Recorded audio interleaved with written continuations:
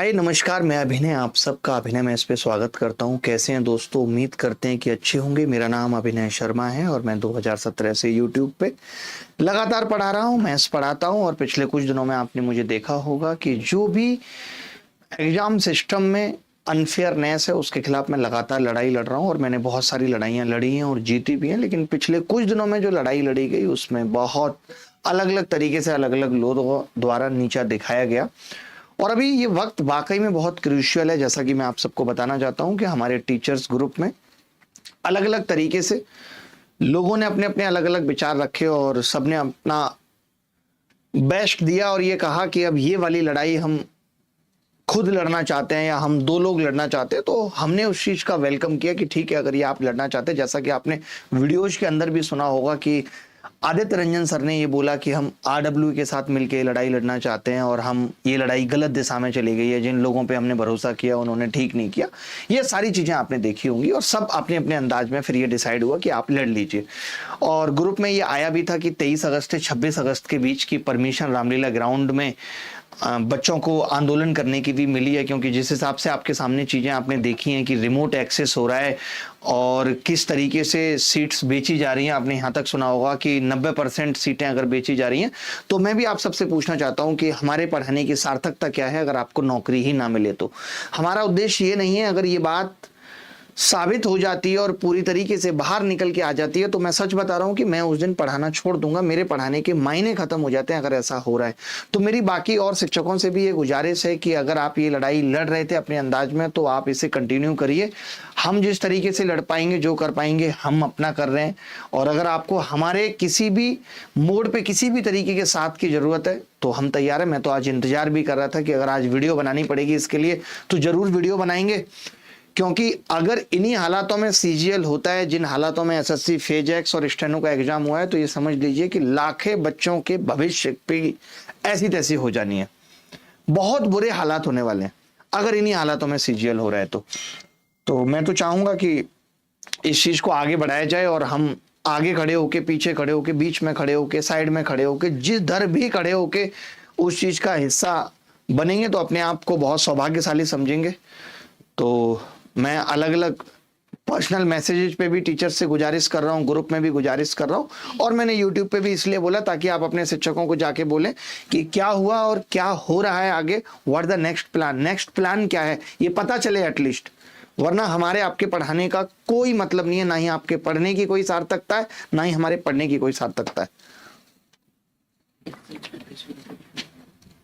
ये लड़ाई लड़नी पड़ेगी और इस लड़ाई की शुरुआत हो चुकी है। कई बार ऐसा होता है। हाँ, डेट का मैं इन लोगों को बता चुका हूं, डिस्कस कर चुका हूं।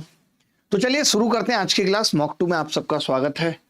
पता नहीं क्यों ऐसा लग रहा है कहीं ऐसा ही ना हो सच में कि पढ़ाना ही छोड़ना पड़ जाए। उससे बड़ी बात दुर्भाग्य की और कुछ नहीं हो सकती अगर ऐसा हुआ तो।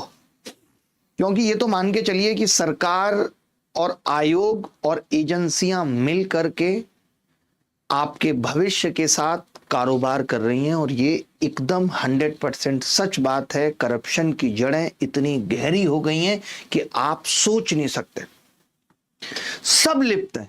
अभी कुछ मेरा दिल बड़ा करता है कि मैं कुछ फोटोग्राफ्स आप सबके सामने यहाँ रखूं और आपकी आंखें खुली की खुली रह जाएं, तब आपको समझ में आए कि किस तरीके से ये लोग आपके भविष्य के साथ खेल रहे हैं। और ऐसा नहीं है कि ये अभी से, अगर 2024 की कट ऑफ हाई गई थी तो इसके पीछे रिमोट एक्सेस एक बहुत बड़ा जो है रीजन था इसके पीछे की कट ऑफ इतनी हाई गई थी। आज इतने पढ़ने लिखने वाले बच्चे सेलेक्ट नहीं हो पा रहे हैं, इतनी मेहनत के बाद भी बच्चे सेलेक्ट नहीं हो पा रहे हैं क्योंकि आयोग अलग अलग तरीके से, जो मेन प्रॉब्लम है रिमोट एक्सेस होके घर पे एग्जाम का खुल जाना, उस पे तो आपका ध्यान ही नहीं जा पाता। आयोग आपको उलझा देता है नॉर्मलाइजेशन में, आयोग आपको उलझा देता है गलत सवालों में, ताकि आपका सही प्रॉब्लम, सही जो भ्रष्टाचार हो रहा है उसकी तरफ तो आपकी निगाह ही ना जाए। तो बहुत ही तकलीफ की बात है। मुझे ऐसा लगता है कि जो लोग सीट खरीद रहे हैं, जो लोग सीट बेच रहे हैं, दोनों के ऊपर कड़ी कार्रवाई होनी चाहिए और दोनों को एक ही जगह है जो मिलनी चाहिए और वो है जेल। जब तक ऐसा नहीं होगा, लोगों के अंदर डर नहीं बैठेगा, तब तक ये सब चीजें होती रहेंगी। इससे अच्छा तो वो ऑफलाइन वाला दौर था कि कम से कम पेपर लीक इनको होता था, इनकी बहन को होता था, इनकी मौसी की लड़की को होता था। आज तो रिमोट एक्सेस इतने सस्ते पैसों पे बांटा जा रहा है जिसकी कोई सीमा नहीं है। तो बहुत दुख है, मुझे भी ये चीज का बहुत दुख है।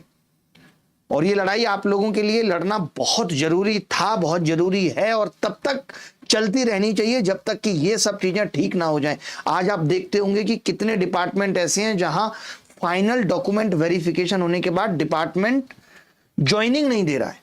आप मुझे खुद बताइए कि ग्रुप डी एमटीएस में ऐसा क्यों हो रहा है कि आपको ज्वाइनिंग नहीं मिल रही? क्योंकि इन लोगों ने 15-15 हजार रुपए में कॉन्ट्रैक्ट बेस पे लड़के पकड़ लिए। ये आपको रखना ही नहीं चाहते।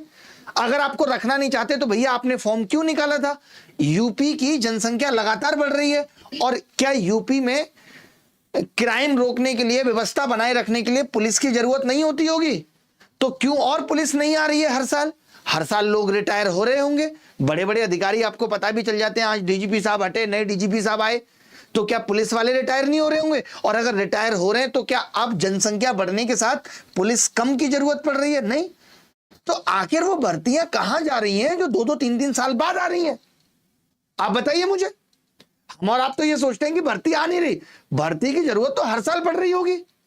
हर साल इनको इनकम टैक्स इंस्पेक्टर्स की जरूरत पड़ गई होगी। अभी कोई ऐसा एआई तो आया नहीं है जो पुलिस का काम कर ले कि कोई क्राइम करेगा, एआई पकड़ लेगा उसको हाथ कि भैया मत करो ये।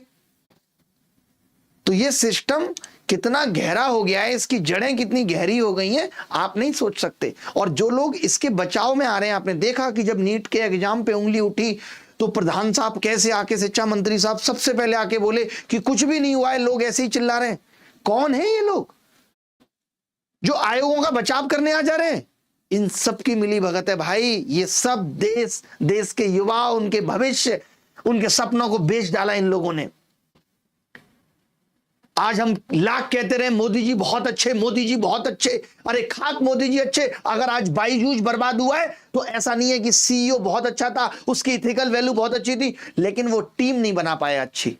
ऐसी अगर एक कंपनी आज बर्बाद होती है तो उसके डायरेक्टर्स जिम्मेदार हैं। अगर एक देश गलत रास्ते पे तो उसके प्रधानमंत्री, जिसके हाथ में देश सौंपा गया था, वो जिम्मेदार है कि वो क्यों ऐसी टीम नहीं बना पाया था, क्यों उसके कानों तक ये जू नहीं रहेंगी थी। क्या पिछले 11 साल में हम मोदी जी के पास एक बात ये नहीं पहुंचा पाए हैं कि एग्जाम लगातार लीक हो रहे, एग्जाम में भ्रष्टाचार है? उन्होंने चाहा ही नहीं, उन्होंने मनसा दिखाई नहीं कि बच्चों के लिए, युवाओं के लिए यह चीज सोची जाए या खत्म की जाए। आज सोचिए कि एक एक सेंटर पे, 250-250 के सेंटर पे 25-25 लोगों का एग्जाम अगर बाहर बैठ के सॉल्वर्स देंगे तो कहां से आपका सिलेक्शन होगा? पढ़ते रहिए आप लाख। आप तो जीके की तैयारी करते हैं ना कि मैं परमार सर के यहां जीके की तैयारी करता हूं, मेरी जीके बहुत अच्छी है। कितना कर पाते हैं? 25 में 70 है ना। यहां तो वो 25 में 25 कर रहा है इंटरनेट देख के। आप कहां कंपीट कर पाएंगे उसके साथ? और वहीं पेपर अगर मुश्किल आ गया तो आपके 25 में 11 और वो 25 में 23-24, क्योंकि उसको तो इंटरनेट से करना है, चैट जीपीटी से पेपर करना है। कैसे आप कंपीट कर पाओगे? क्या फायदा ऐसी तैयारी का? क्यों करें हम ऐसी तैयारी? बताओ आप मुझे। आज हम भी पढ़ाने आते हैं, हमारे मोटिवेशन की ऐसी तैसी हुई पड़ी है। मुझे तो आज टीचर्स की मोटिवेशन की रील देखनी पड़ रही है पढ़ाने के लिए, क्योंकि मेरे पास तो मोटिवेशन यही होता था कि बच्चे पढ़ेंगे, आगे बढ़ेंगे, इनकी नौकरी लग जाएगी, कितना अच्छा लगेगा, हमें खुशी मिलेगी। पहले फॉर्म निकाल दो, फॉर्म के बाद घंटों तक, महीनों तक, सालों तक एग्जाम नहीं होता, एग्जाम हो जाता है तो उसका रिजल्ट नहीं आता, रिजल्ट आ जाता है तो उसके डॉक्यूमेंट वेरिफिकेशन में अलग तरीके के झोल है, वो भी हो जाए तो आप कह देते हो कि वैकेंसी भर गई है, जैसा आपने ग्रुप डी रेलवे में किया। इतने सारे बच्चे आज शादीशुदा, 2-2 बच्चे, उनको जीवन चलाना मुश्किल हो रहा है, क्या करे बच्चा? आज मैं ये रिजल्ट देख रहा था कि कितने सारे कोर्ट केस में इतनी सारी भर्तियां उलझी पड़ी हैं। और हमारे लिए क्या ये सौभाग्य की बात है कि हमारी हर भर्ती कोर्ट तक पहुंच जाती है? ये देश के लिए गरिमा का विषय है, ये देश का स्वाभिमान है। बताइए, गलत कह रहा हूं तो?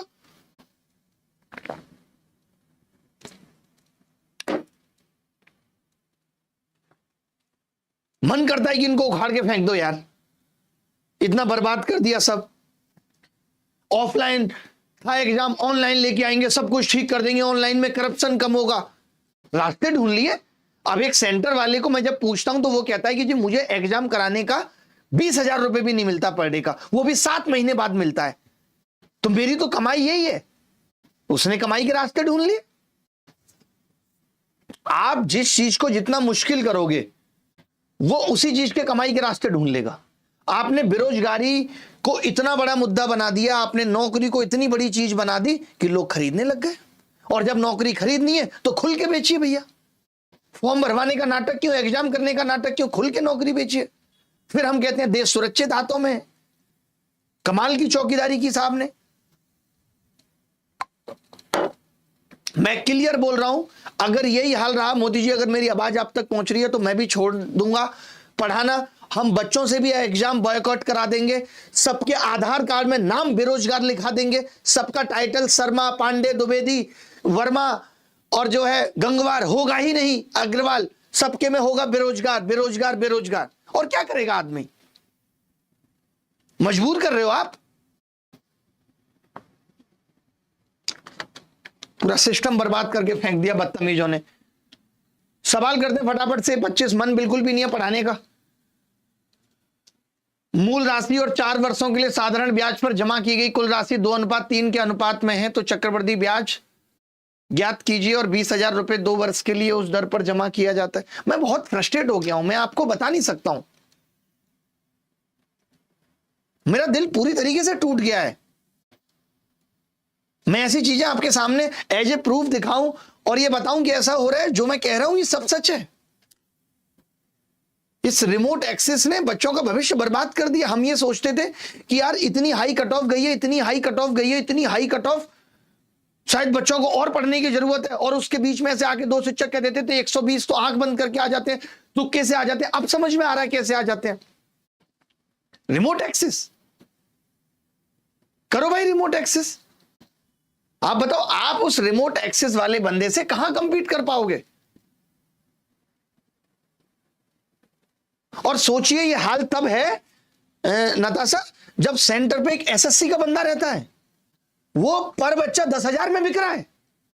ये मैं बिना सबूतों के नहीं बोल रहा। और आप कहते हो एसएससी का बंदा पर बच्चा 10,000 में बिक रहा है। हर आदमी बिक रहा है। साला ईमान बिक गया, प्यार बिक गया एक बेरोजगार का। अब यह एसएससी का बंदा बिक गया, सरकारें बिक गई, आयोग बिक गए। जब सब कुछ बिकना ही था तो बच्चा क्यों तैयारी में आता, वो भी कहीं पैसे कमा के खरीदने की जुगाड़ में लगता। अरे एग्जाम पोस्टपोन्ड हो गया सीजीएल का, उसके बाद क्या होगा? जिस वेंडर को इन्होंने दिया है वो क्या हल करेगा, आप मुझे बताइए। वो तो दूसरे नकली लोगों को एग्जाम कराने का ठेका दे रहा है। उसको मतलब नहीं आपका एग्जाम अच्छा हो या नहीं हो, उसको मतलब नहीं आपका माउस काम कर रहा है, कीबोर्ड काम कर रहा है, नहीं। उसका सीधा टारगेट है कि मेरे को तो यहां से 50,000 करोड़, 1 लाख करोड़ पैसा बनाना है, बस उसका टारगेट ही यही है। उसको काम ही ये दिया गया है। ये टेंडर लेने के लिए टेंडर कंप्रोमाइज हुआ है, शर्तें बदली गई हैं। जो शर्तें पहले टेंडर की होती थी उन शर्तों को बदल के, ताकि इस कंपनी को टेंडर दिया जाए। इस कंपनी को टेंडर तो पिछले साल भी मिल जाता, लेकिन इसके फाइनेंशियल्स उतने अच्छे नहीं थे, तो इसको एक और फाइनेंशियल ईयर दिया गया कि तुम अपने फाइनेंस ठीक कर दो, अगले साल टेंडर तुम्हें देंगे और तुम खेल करना, नंगा नाच करना। और वो कर रहा है।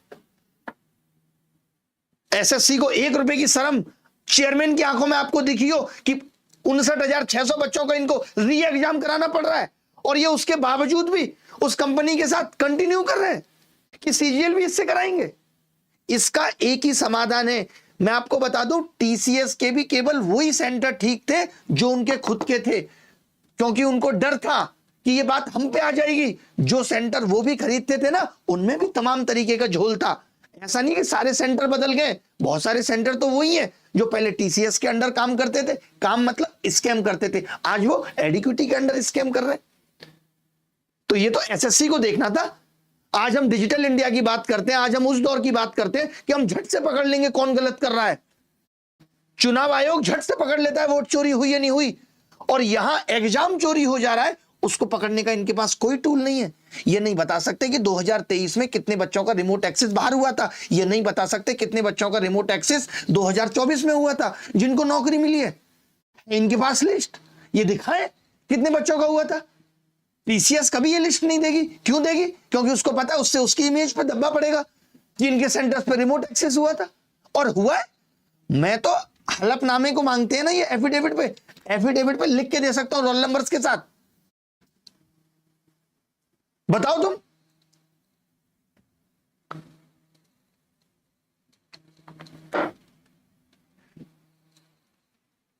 चलिए सवाल करते हैं, आराम आराम से करेंगे। मूल राशि और 4 वर्षों के लिए साधारण ब्याज पर जमा की गई कुल राशि 2:3 के अनुपात में है, तो चक्रवृद्धि ब्याज ज्ञात कीजिए। यदि 20,000 रुपए 2 वर्ष के लिए उस दर पर जमा किया जाता है जो साधारण ब्याज की दर से 3.5% कम है। आसान सवाल है, पता नहीं आपने देखा होगा या ऐसा नहीं देखा होगा। सवाल समझ लीजिए क्या है। पहले ये कह रहा है कि एक मूल राशि है, मूल राशि और 4 वर्षों के साधारण ब्याज पर जमा की गई कुल राशि वो 2:3 है। तो पहले हमें रेट निकालनी पड़ेगी। आपको पता है रेट निकालने के लिए प्रिंसिपल का 100 होना जरूरी है। मैंने इस 2 को गुणा कर दिया 50 से, तो ये 100 हो गया, यानी 100 रुपए प्रिंसिपल था। और जब उसमें 4 साल का ब्याज जुड़ा, 4 ईयर इंटरेस्ट जुड़ा, 4 ईयर इंटरेस्ट जुड़ा, तो वो 150 हो गया। 50 से गुणा करने का मतलब 150। पहले इतनी सी बात समझ आ रही है। मान लेते हैं अगर इस सवाल में रेट पूछी होती, सिर्फ रेट पूछी होती और कुछ नहीं पूछा होता, इतना दिया होता कि 100 रुपए थे, प्रिंसिपल 100 रुपए था और 4 वर्षों के लिए साधारण ब्याज पे जमा किया तो वो 150 हो गया, यानी 4 साल में 50 रुपए ब्याज आई है। 4 साल में 50 रुपए ब्याज आई है। 4 साल में आपको पता है 100 रुपए पर 1 साल में मिलने वाले ब्याज को रेट कहते हैं। 4 साल में 50 रुपए ब्याज आई है, 1 साल में कितनी मिलेगी? आपने कहा 50/4, यानी 12.5%। 12.5% कह सकते हैं। क्लियर है ये बात? 12.5% कह सकते हैं कि नहीं? 12.5% कह सकते हैं कि नहीं? ये बात मानते हैं 12.5%। अब आपने कहा है कि 12.5% से जो आपने चक्रवृद्धि ब्याज पे पैसा दिया है वो 3.5% कम है, यानी चक्रवृद्धि ब्याज की दर कितनी है? कोई बता सकता है चक्रवृद्धि ब्याज की दर कितनी है? रेट तो आप कहेंगे 3.5% कम है, यानी वो 9% है। ये 9 समझ में आया कैसे निकाला? क्योंकि 12.5% रेट थी, उसमें 3.5% कम है, 9% है। 9% है। अब देखिए मैं एक बात तो समझ गया। अब जैसे जल्दी जल्दी निकालना है ब्याज कि 20,000 पे 9% से पहले साल में 1800 रुपए होंगे या नहीं होंगे? तो 1800 के डबल में उत्तर होगा, यानी ये तो उत्तर हो ही नहीं सकता है।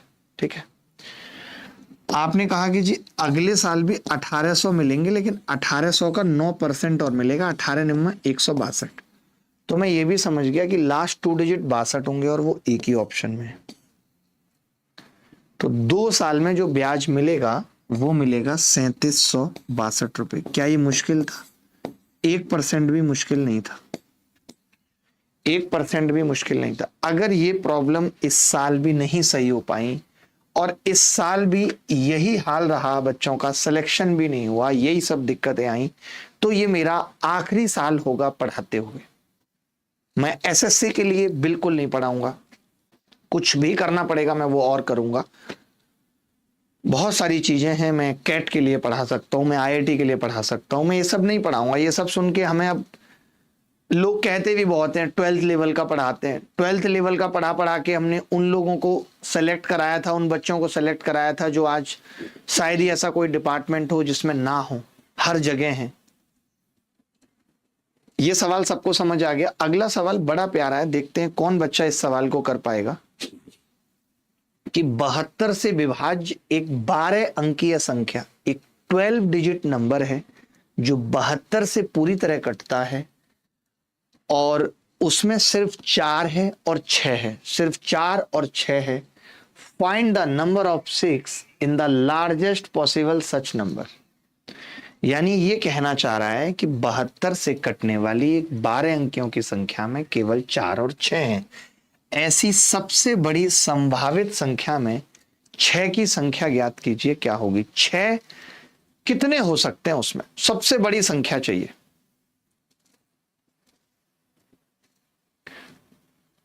कुछ लोगों को लगता है अरे आप तो सर पढ़ाओ, हम तो पढ़ रहे हैं। पढ़ते रहोगे बेटा, 1 साल 2 साल 3 साल 4 साल।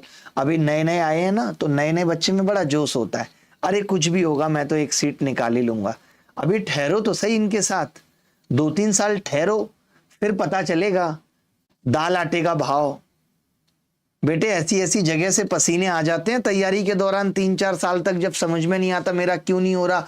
कभी प्री फंस रहा है, कभी मेंस फंस रहा है, पता नहीं चलता पहुंचना कहां से है, कैसे पहुंचना है। समझ गए? तो अभी स्टार्टिंग में बहुत जोश होता है, अरे मैं सिस्टम हिला दूंगा, कुछ भी होगा। बच्चों की बात नहीं कर रहा हूं, शिक्षकों की भी कर रहा हूं। बहुत सारे लोगों ने पिछले 1 वीक में ही कहा था सिस्टम हिला देंगे, अभी दिख नहीं रहा है कुछ हिलते हुए। अभी कोई अपडेट ही नहीं आ रही कि करना क्या है आगे। हमारे तो पैरों तले तक जमीन खिसकने वाली थी, ऐसे ऐसे प्रूफ भी आने वाले थे, अभी मिल नहीं रहे कुछ भी। और अब कब मिलेंगे यार? 8 तारीख से पेपर है, जो करना होगा अभी करना होगा, इन्हीं दिनों में करना होगा। कब करेंगे हम?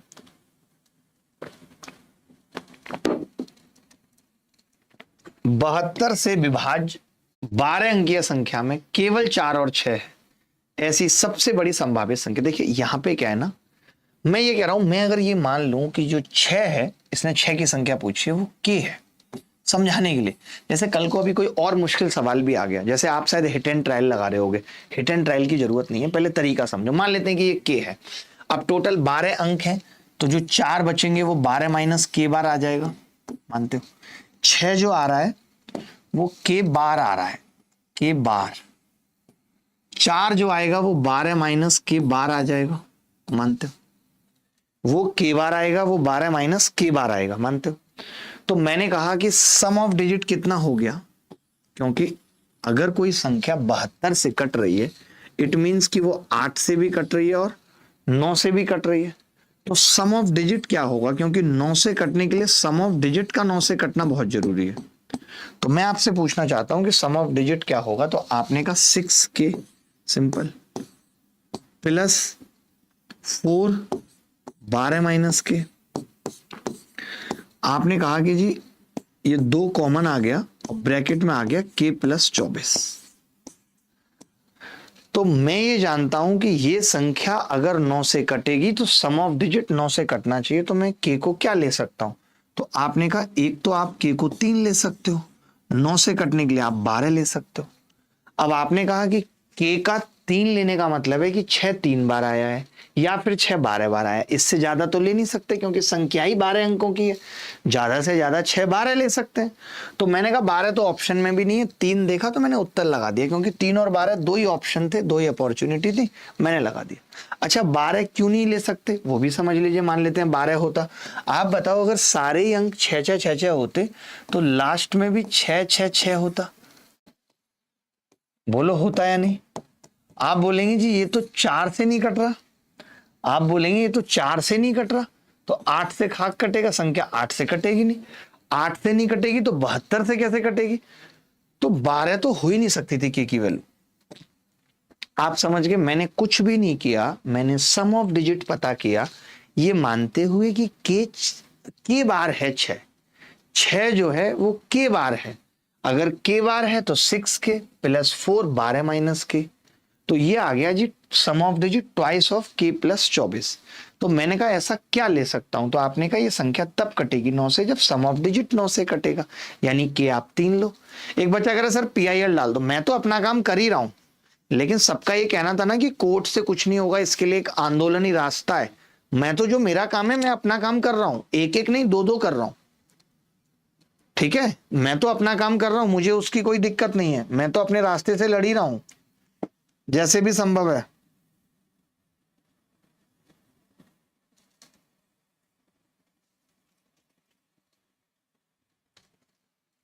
ठीक है, चलो आगे बढ़ते हैं।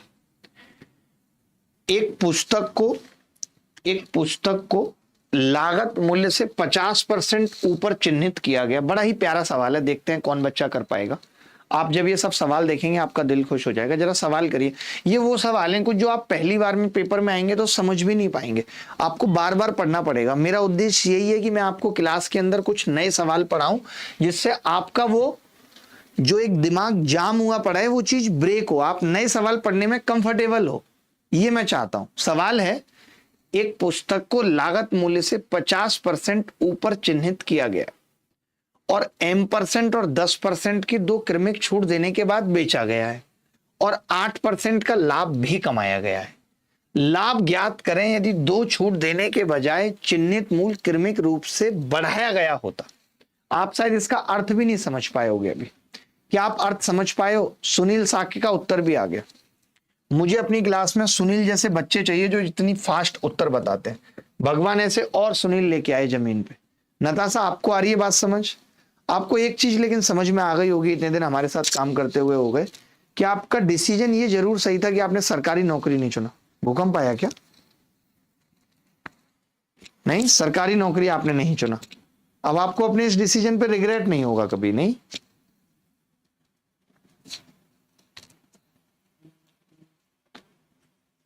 सर लगता है पॉलिटिक्स ज्वाइन करना होगा। उससे क्या हो जाएगा? पॉलिटिक्स ज्वाइन करने से क्या हो जाएगा? किसी विधायक के यहाँ काम मिल जाएगा आपको, कोई आ रहा है तो उसको लड्डू उठा के देने, यही तो कर पाएगा। एक बेरोजगार युवा पॉलिटिक्स भी ज्वाइन करेगा तो बेचारा क्या कर पाएगा? बताइए आप। सब छोड़िए, कन्हैया कुमार को ही देख लीजिए। जो लोग पहले से जमे बैठे हैं बॉलीवुड में, वो नए बंदे को एंट्री नहीं देते। सेम हाल हर कम्युनिटी, हर इंडस्ट्री का है। आप पॉलिटिक्स में जाएंगे, जो लोग पहले से जमे बैठे हैं वो ऐसे डायलॉग देते हैं, हमसे पूछो हमें 20 साल हो गए। वो आपको जमने ही नहीं देंगे, हर मोड़ पे आपका कॉन्फिडेंस तोड़ेंगे। देखिए भाई, सवाल क्या, पहले सवाल समझते हैं। सवाल ये है, अगर आप ये मान रहे हैं कि एक वस्तु की सीपी 100 रुपए, तो आपने एमपी को, मैं ये इसलिए भी ये तरीका बता रहा हूं, मैं बहुत सारे शॉर्टकट तरीके भी बता दूं, लेकिन मैं ये कोशिश करता हूं कि जब नया सवाल आपके सामने आए तो आप किस तरीके के बेसिक पे जाएं, क्या सोचें। आप यही करेंगे कि भाई 100 रुपए था और फिर आप बोलेंगे कि जी ये 50% है, ठीक है, 50% अधिक है यानी 150 है, ठीक है। आपने कहा कि जी 8% का लाभ कमाया है। कब कमाया है? जब दो डिस्काउंट दिए हैं। क्या क्या? एक आपने M% दिया है। आप चाहें तो इस M% को, आप अगर चाहें तो इस M% को बाद में और 10 को पहले ले सकते हैं, ठीक है। दूसरा, आपने 10% का एक और डिस्काउंट दिया, उसके बाद आपको 8% का लाभ हुआ है। 8% का लाभ हुआ है। 8% के लाभ का मतलब आपने 108 में सामान बेचा। यहां तक अगर आपको कोई दिक्कत है तो बताओ। यहां तक ये मैंने आपको सवाल समझा दिया। सवाल क्या है, आप सवाल समझ लीजिए। 100 रुपए सीपी थी, 50% ये अधिक था, हमने M% और 10% का डिस्काउंट दिया तो 8% का लाभ हुआ, ये 108 हुआ है। ये बात क्लियर है? यहां तक तो कोई दिक्कत नहीं होगी। अच्छा, आप सवाल क्या कह रहे हैं? सवाल क्या कह रहा है वो सुनो। सवाल कह रहा है कि अगर ये M% इधर कम और 10% डिस्काउंट ना हुआ होता, क्या हुआ होता? इधर M% बढ़ा होता, MP, फिर 10% बढ़ा होता, तो बताइए कि प्रॉफिट कितना होता? तो मैंने कहा ये तो 100 ही है, अगर मैं ये MP निकाल लूं तो जितनी 100 से ऊपर आएगी वो प्रॉफिट % हो जाएगा। आपने कहा जी बिल्कुल।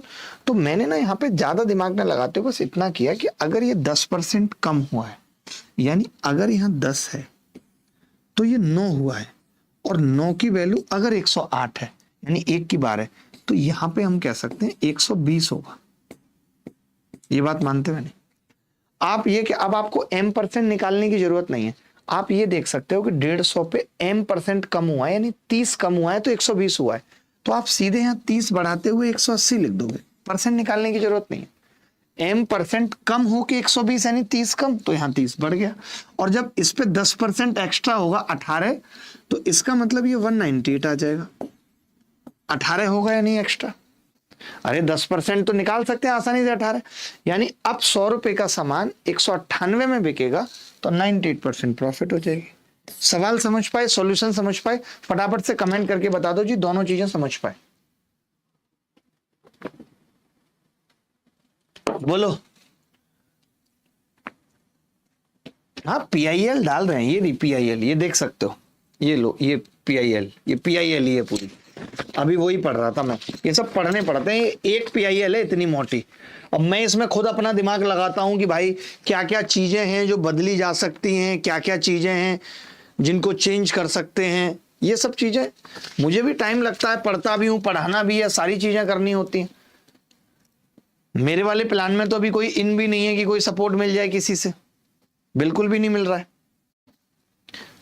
ना ही फाइनेंशियली ना ही किसी और तरीके से। चलिए, सबको आ गया समझ? अच्छा सवाल था। सवाल यही था कि CP 100 रुपए है, MP को 50% अधिक किया गया, 150 हो गई। 150 पे M% और 10% का डिस्काउंट देते हैं तो 8% का फायदा होता है, यानी ये 108 हो गया। हमने ये कहा इसमें कि अगर ये 10% कम होने के बाद 108 है, यानी इससे पहले 120 होगा, 120 पे 10%।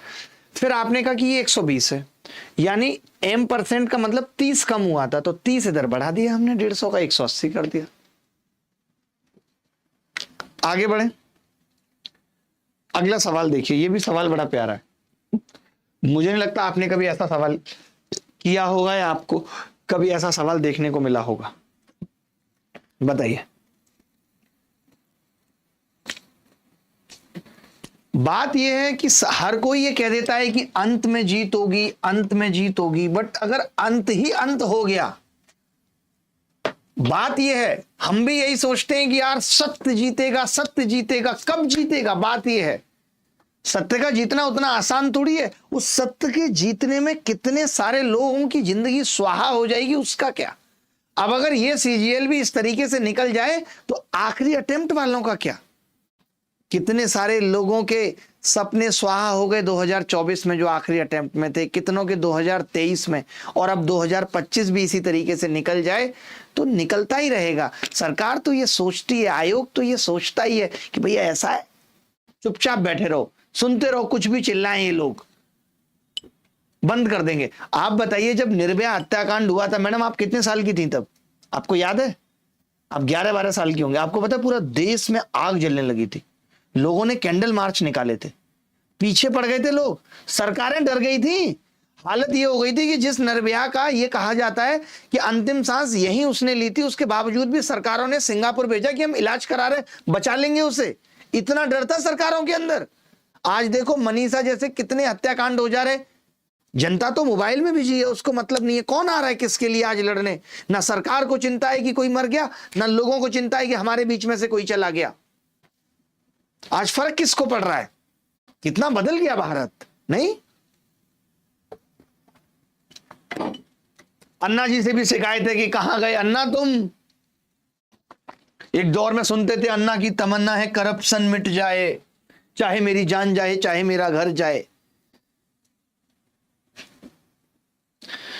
रिफाइंड तेल से भरे कंटेनर में एक छिद्र है, यदि छिद्र से प्रतिदिन 11 किलो तेल बाहर निकल जाता है तो यह 50 दिनों तक चलता है। यदि रिसाव 15 किलोग्राम प्रतिदिन होता है तो यह केवल 45 दिनों तक चलता है। तेल कितने दिनों तक चलेगा? तो पहले हमें यह पता लगाना पड़ेगा कि रिसाव से अलग पर डे का खर्चा है कितना। बहुत ध्यान से सुनेंगे, कन्हैया गोपाल का उत्तर एकदम सही है, ठीक है? चलो, आप ये देखोगे कि जब 11 किलो तेल निकल रहा है, 11 किलो अगर तेल निकल रहा है तो 50 दिनों में कितना निकल जाएगा? तो आपने कहा 550 केजी निकल जाएगा। ये तो रिस जाएगा, बह जाएगा, जैसे आपके हमारे इमोशंस बह गए वैसे बह जाएगा। उसके बाद आपने कहा कि जी अगर 15 किलो हर दिन निकल रहा है, 15 गुणा 45, 15 चौका 60, पन्ना 75, यानी 675 केजी निकल जाएगा। आप बता सकते हैं कि यहां पे तो तेल चल रहा था 50 दिन तक, ध्यान से सुनना भाई, यहां पे चल रहा है तेल सिर्फ 45 दिन तक, ऐसा क्यों है? तो आपका जवाब होगा, जबकि पर डे वाला तेल तो सेम है, आपका जवाब होगा कि जी यहां पे 125 केजी ज्यादा रिस जाता है, और ये वो 125 केजी है जिसकी वजह से यहां 5 दिन कम चलता है। मानते हो? यही पता करना था। 125 केजी ज्यादा रिस गया, इसी वजह से तेल 5 दिन कम चला। यानी मैं ये कह सकता हूं कि 5 दिन में 125 केजी तेल का खर्चा है। यानी पर डे की बात करूं मैं, पर डे, तो जवाब होगा कि जी पर डे जो तेल का खर्चा है वो 25 केजी का है। ये बात समझ में आई या नहीं आई? सारी बात छोड़ो, ये बात आई नहीं आई समझ में, ये बताओ बस। मैंने कहा कि 11 लीटर कम हो रहा है 50 दिनों में 550, तो ऐसे ही बह जाएगा। मैंने कहा 15 कम हो रहा है 45 दिनों में 675, तो ऐसे ही बह जाएगा। आपने कहा इधर 125 ज्यादा बह रहा है, इसकी वजह से 5 दिन तेल कम चल रहा है, तो 5 दिन में 125 का मतलब यह है कि पर डे 25 केजी तेल खर्च होता है। अब बड़ा सिंपल है, देखो, अगर मुझे ये पता चल गया कि पर डे 125 केजी खर्च होता है, तो मैं ये कह सकता हूं पहले 11 किलो तो बाहर आता था और 25 वैसे खर्च होता था, तो 36 केजी का खर्चा था पहले, और उसके हिसाब से वो 50 दिन चलता था। ये कह सकता हूं। अब आप ये कह सकते हो कि अब जो है वो खर्चा पर डे 30 केजी का है, क्योंकि अब 5 केजी रिस रहा है, तो कितने दिन चलेगा ये मुझे निकालना है। आपने कहा 0 से 0 काट दिया, 3 से 12 बार, 12 में 5 60 दिन तक चलेगा। सिंपल था, बहुत बहुत सिंपल था, कुछ भी नहीं था सवाल। अच्छा सवाल था, मगर हमें यही निकालना मेन था कि पर डे का खर्चा कितना है। तो पता चला कि पर डे का खर्चा है 25 केजी, और 11 रिस जाता था, यानी एक तरीके से 36 केजी 50 दिन चल रहा है, तो अब 30 केजी कितने दिन चलेगा? 60 दिन चलेगा, अगर रोज 5 केजी रिसेगा तो। क्या सीजीएल दोबारा पोस्टपोन्ड होगा अगर कोर्ट का ऑर्डर आता है कि या तो एसएससी गारंटी ले ले कि वो वेंडर चेंज करेगी? इसी पे प्रश्न चिन्ह उड़ जाता है, कोर्ट को भी समझ में आ जाता है, या आंदोलन के थ्रू, जैसा कि आपके बाकी शिक्षकों ने कहा कि हम आंदोलन करेंगे इसके लिए, तो आंदोलन के थ्रू अगर ऐसा होता है कि सरकार पे प्रेशर बनता है तो जरूर पोस्टपोन्ड होगा। रास्ता ही नहीं है, उतनी जल्दी ये नया वेंडर थोड़ी लेके आ पाएंगे। आपको क्या लगता है? मुझे नहीं लगता ला पाएंगे, ला ही नहीं पाएंगे, मतलब कैसे लाएंगे?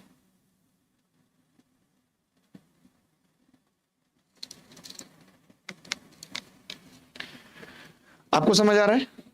आप, इतनी ठंड लग रही है आपको बहुत, एसी कम कर देता हूं मैं। हमने तो इसीलिए चला दिया था कि नताशा बहुत हॉट है, नताशा बहुत हॉट है। अगला सवाल, ये सवाल बड़ा प्यारा है, और मैंने तो पहली बार देखा है ऐसा सवाल, कि ऐसा भी हो सकता है कि कोई अल्टरनेट कर रहा है।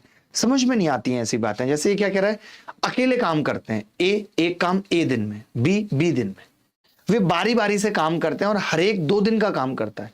हर आदमी 2 दिन का काम करके जाता है। ए शुरू करता है तो पूरे 10 दिन में ठीक हो जाता है, बी शुरू करता है तो आधा दिन ज्यादा लग जाता है। यदि दोनों मिलकर काम करें तो काम पूरा होने में कितना समय लगेगा? फिर मैंने इंग्लिश पढ़ी, मैंने देखा यार ये कहना क्या चाह रहा है, तो मुझे पता चला कि they take turns in doing the task with each working 2 days at a time. यानी अल्टरनेट जो हम देखते थे कि ए आया 1 दिन करके चला गया, फिर बी आया, यहां पे क्या होगा कि ए आया 2 दिन तक करेगा, फिर जाएगा, फिर बी आएगा, फिर भी 2 दिन तक करेगा, फिर ए आएगा। वैसा अल्टरनेट है। देखते हैं कौन इस सवाल का उत्तर सबसे जल्दी देता है। फटाफट आपका शुरू हो चुका है समय। ट्रंप साहब कह रहे हैं सर 36 कहां से आया पिछले सवाल में? देखिए ट्रंप साहब सुन लिया करिए, वरना आपके जैसे ट्रंप जाने कितने मेरे सामने पानी भर के निकल गए, मैंने कुछ नहीं कहा। समझ रहे हैं? तो अगर 25 पर डे का खर्चा है, 25 पर डे का खर्चा है, और 11 किलो तेल बाहर निकल जाता है, यानी कितना खर्चा है? 36 का ना, 25 और 11, और वो 50 दिन तक चलता है, यानी 1800 लीटर तेल है। अब वही तेल 25 तो खर्चा अभी भी है, 5 निकलेगा, यानी 30 केजी का रोज का अभी भी है, तो वो 1860 दिन चलेगा। प्रियंका दहिया हमारे साथ जुड़ी हुई है, बहुत बहुत स्वागत है दहिया आपका। एक किताब के बारे में आप सबको बताना था। अगर आप एसएससी सीजीएल या फिर कैट या फिर किसी भी ऐसे एग्जाम की तैयारी कर रहे हैं सीडीएस की, और प्रैक्टिस करना चाहते हैं बिना कोई दूसरी कॉपी लिए, तो कॉपी प्लस किताब के रूप में एक ये किताब है हमारी जिसका नाम है अभिनय मैथ सिलेक्शन बुक। इसके अंदर क्वेश्चंस हैं, क्वेश्चंस के नीचे स्पेस है, स्पेस के साइड में QR कोड है जिसमें मैं सवालों को सॉल्व करके दिखाता हूं। ठीक है। विवेक पाल टी शर्ट कितने की है? जिस वक्त पसंद आई थी उस वक्त 11,000 रुपए की थी। मैंने वेट किया, मैंने सोचा नहीं डिस्काउंट पे लेंगे, डिस्काउंट आया, डिस्काउंट पे 5,000 समथिंग की मिली। आपको चाहिए आप भी ले सकते हैं। आगे बढ़ते हैं। देखिए बहुत ध्यान से समझना, अकेले काम करते हैं तो ये 2 दिन काम करता है। तो मैं आपसे खाली इतनी सी बात पूछ रहा हूं। सिद्धार्थ सरकार साहब ने उत्तर बताया जो कि बिल्कुल गलत है। अब देखना, मैं ये कह रहा हूं अगर 10 दिन में काम खत्म होता है तो ए को कितना मौका मिलेगा? आपने कहा ए को 6 दिन मिलेंगे और बी को 4 दिन मिलेंगे। आप चाहो तो कोशिश कर सकते हो। अगर 10 दिन में काम खत्म हुआ तो पहले ए 2 दिन कर लेगा, दिखा देता हूं यहां पे। ए 2 दिन करेगा और फिर बी भी 2 दिन करेगा, फिर ये 2 दिन, फिर ये 2 दिन, फिर ये 2 दिन, 10 दिन हो गए। तो इसको कितने दिन मिले? 6। इसको कितने दिन मिले? 4। ये बात आई समझ में या नहीं आई? आप कहेंगे आ गई। मैंने कहा ए को 6 दिन मिलेंगे 10 में, बी को 4 दिन मिलेंगे। यहां तक सबको क्लियर है? अब आप कहोगे कि जी अगर 10.5 दिन लगते यहीं पे, अब आप क्या कह रहे हो कि बी को पहले मिले 2 दिन, फिर इसको दो, फिर इसको दो, फिर इसको दो, फिर इसको दो, लेकिन अब 10.5 है तो इसको 0.5 और मिला है। यानी दोबारा में जब बी ने शुरुआत की तो बी को तो पूरे 6 दिन मिले और ए को मिले 4.5 दिन। यहां तक कोई डाउट है तो बताओ। यहां तक अगर कोई डाउट है तो बताओ। 36/7 इज द करेक्ट आंसर। यहां तक कोई डाउट है तो बता दो प्लीज। आप बता सकते हो ए ने 6 दिन काम किया, बी ने 4 दिन, फिर इसने 4.5, इसने 6 दिन। यहां से आप एक चीज देख सकते हो कि ए अगर 1.5 दिन काम ना करे, 1.5 दिन को मैं 3/2 लिख दूं जी, तो बी को 2 दिन करना पड़ता है। यहां से आप देख रहे हो कि बी के 2 दिन का काम ए के 1.5 दिन के काम के बराबर है। यानी यहां से आपने ए और बी की इफिशिएंसी निकाल दी। ए बाई बी बराबर आ गया 4/3। जैसे 4/3 आया यानी दोनों की इफिशिएंसी 7 एक ही ऑप्शन में नीचे था, मैंने उत्तर लगा दिया क्योंकि 7 से भाग तो हो गई। ऐसा हो ही नहीं सकता कि 7 से भाग ना हो क्योंकि टोटल काम हमसे पूछ रहा है। अब मैंने कहा कि अगर मैं टोटल काम देखूं तो ए को 6 दिन करना पड़ा था और वो एक दिन में 4 काम करता है, यानी 24 काम तो ए कर रहा था पहले। बोलो, बी को 4 दिन करना पड़ा था और वो 3 कर रहा है तो 12 काम इसको करना पड़ा था। 24 और 12 कितना हो गया? 36 काम हो गया। 36 काम है, ए और बी दोनों को मिलके करना है। दोनों की इफिशियंसी है 7। कितने दिनों में कर देंगे? आपने कहा 36/7 दिनों में कर देंगे। कोई डाउट है तो बताओ जी, बोलिए। आनंद राज हमारे साथ है, बहुत बहुत स्वागत है आपका। ये सब पढ़ा दूंगा, मॉन्टी हॉल, परसेंटाइल, डिसाइल सब पढ़ा दूंगा, चिंता ना करें। सीपीओ नोटिफिकेशन 2025 कब आएगा? अब तो लोग ऐसे मुझे पूछते हैं जैसे मुझे चुन के भेजा है आपने संसद में। मैं आपका शिक्षा मंत्री हूं, मेरे पास हर बात का जवाब है। नहीं, मैं तमाम लोगों को मिलता हूं, लोग मिलने भी उसी उद्देश्य से आते हैं कि हाँ ये एक आदमी है जो ठीक कर देगा, और मैं चाहता भी हूं ठीक करना। बट मेरे हाथ में क्या है?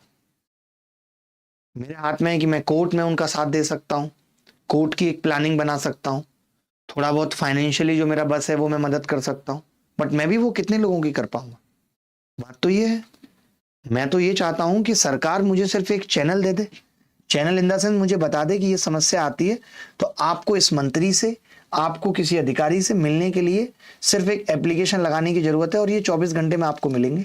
मैं तो मोदी जी से मिलकर ये गुजारिश करना चाहता हूं और बिना सैलरी पे ये काम करना चाहता हूं। मैं अपना पूरा जीवन इसी में लगा दूंगा। युवाओं की समस्या में ये सवाल देखिए, बड़ा प्यारा सवाल है। आपको तो नींद आ रही है बैठे बैठे, नहीं? खुद आप चली जाओ, उन भैया को बोल दो, वो मैनेज कर लेंगे, कोई बात नहीं। नहीं नहीं, चली जाओ, अभी अभी आप देख लेना, इनको जाने दो, इनको नींद आ रही है, तबीयत ठीक नहीं है। ठीक है, हाँ हाँ, आप जाओ, ये कर लेंगे मैनेज। बढ़िया दूध बनवाओ आज आप सबके लिए। नताशा कह रही चाय तो सुनी थी बढ़िया बनवाओ, कॉफी सुनी थी बढ़िया, दूध बनवाओ क्या होता है? दूध कोई बनाने की चीज है? बंस गौतम कह रहे हैं सर दिल ना करे तो क्या करें?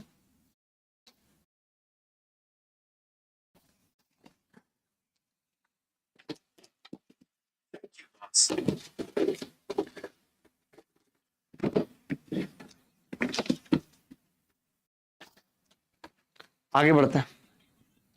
देखिए सवाल अच्छा है, बहुत बहुत अच्छा है, लेकिन आपको एक चीज समझनी पड़ेगी। जैसे एक्स वाई का न्यूनतम मान पूछा है,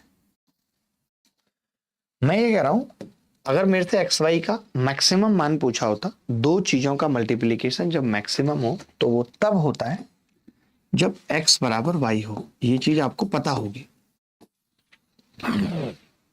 अच्छा, मैं अगर एक्स वाई का मैक्सिमम मान निकाल रहा हूं और अगर मैं इसी में माइनस लगा दूं तो यही मिनिमम मान हो जाएगा। मानते हो ये बात या नहीं? अगर किसी चीज का मैक्सिमम मान 36 है, मैं माइनस लगा के मिनिमम कह सकता हूं। तो मैंने ये कहा कि यहां से मुझे ये बात तो पता थी कि एक्स वाई का मैक्सिमम होता है जब एक्स और बराबर होता है वाई, लेकिन अगर माइनस लग जाएगा तो वही मिनिमम हो जाएगा, यानी दोनों इक्वल होंगे तभी ऐसा होगा। अब अगर ये इक्वल होंगे तो ये कितने कितने हो सकते हैं? ये तो तय था कि एक नेगेटिव एक पॉजिटिव होगा, क्योंकि नेगेटिव में ऑप्शन भी थे और नेगेटिव में उत्तर भी निकालना है। तो आपने कहा कि जी अगर मैं इसे 6 ले लूं और ये -6, तो ये 12 आ जाएगा या नहीं? और बराबर लेना ही था। जैसे कई लोग क्या करेंगे, ट्रायल करेंगे, 1 और -11 लेंगे। नहीं करना ट्रायल भाई, ये दोनों जब बराबर होंगे, बस ये बराबर कैसे हैं आप ये समझ लीजिए। ये मॉड बराबर है। एक्स वाई का कोई न्यूनतम मान अगर पूछे आपको तो मॉड एक्स बराबर मॉड वाई पे आएगा, यानी इनका मैग्नीट्यूड इक्वल होगा। एक 6 दूसरा -6 हो सकता है, बट वो इक्वल होना चाहिए। ठीक है, तो आपने कहा एक 6 है और एक -6 है, ये -36 आ गया। यही उत्तर है, D is the correct answer. अच्छा सवाल है, वरना इसमें भी बच्चे फंस जाते हैं, अलग अलग तरीके से दिमाग लगाते हैं। तो आप अलजेब्रा में ये चीज पढ़ते हैं कि एक्स और वाई न्यूनतम तब होता है जब एक्स बराबर वाई, तो ये मिनिमम कब होगा? जब मॉड एक्स बराबर मॉड वाई। ठीक है, मॉड एक्स बराबर मॉड वाई। आगे बढ़ते हैं, ये सवाल देखते हैं, बड़ा ही प्यारा सवाल है। देखते हैं कौन इस सवाल को कर पाता है और कैसे कर पाता है। ध्यान से सुनते हैं, पहले ध्यान से पढ़ते हैं इस सवाल को। ठीक है, नया सवाल जब भी कोई आपके सामने आता है तो मुश्किल होती है, मैं समझता हूं, और वैसे ही मुश्किल इस सवाल में भी है। कि बासवी एक लड़की है, बासवी या बसावी जो भी समझना है, एक चावल व्यापारी है जो 2 प्रकार के चावल को मिलाकर बेचती है। पहली किस्म का चावल का क्रय मूल्य दूसरी किस्म के चावल के क्रय मूल्य का 60% है। अगर एक 100 रुपए है तो दूसरा 60 रुपए है। आपने कहा यदि बासवी महंगी किस्म के चावल के क्रय मूल्य पर 14% लाभ के साथ मिश्रण को बेचती है तो उसे वास्तव में 40% का लाभ होता है। तो किस अनुपात में वो चावल की इन किस्मों को मिला रही है, ये बताना है आपको।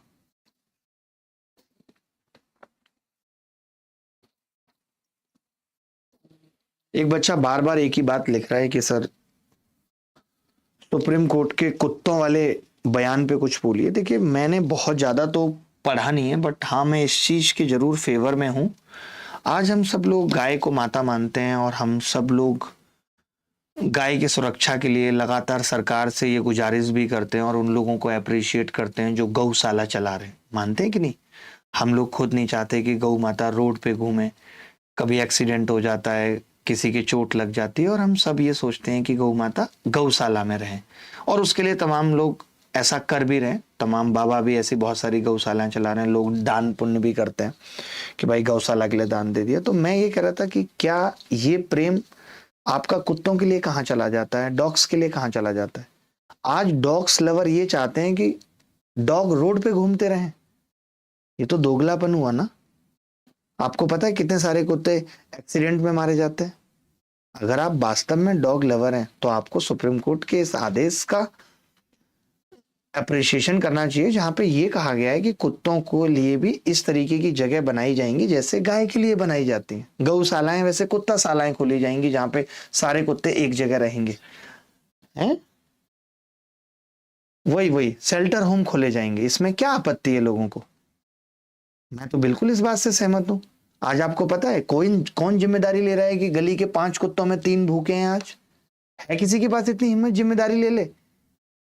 कभी साल भर में एक पार्ले जी का बिस्किट का पैकेट खरीद के खिला दिया और आप अपने आप को हीरो समझते हैं?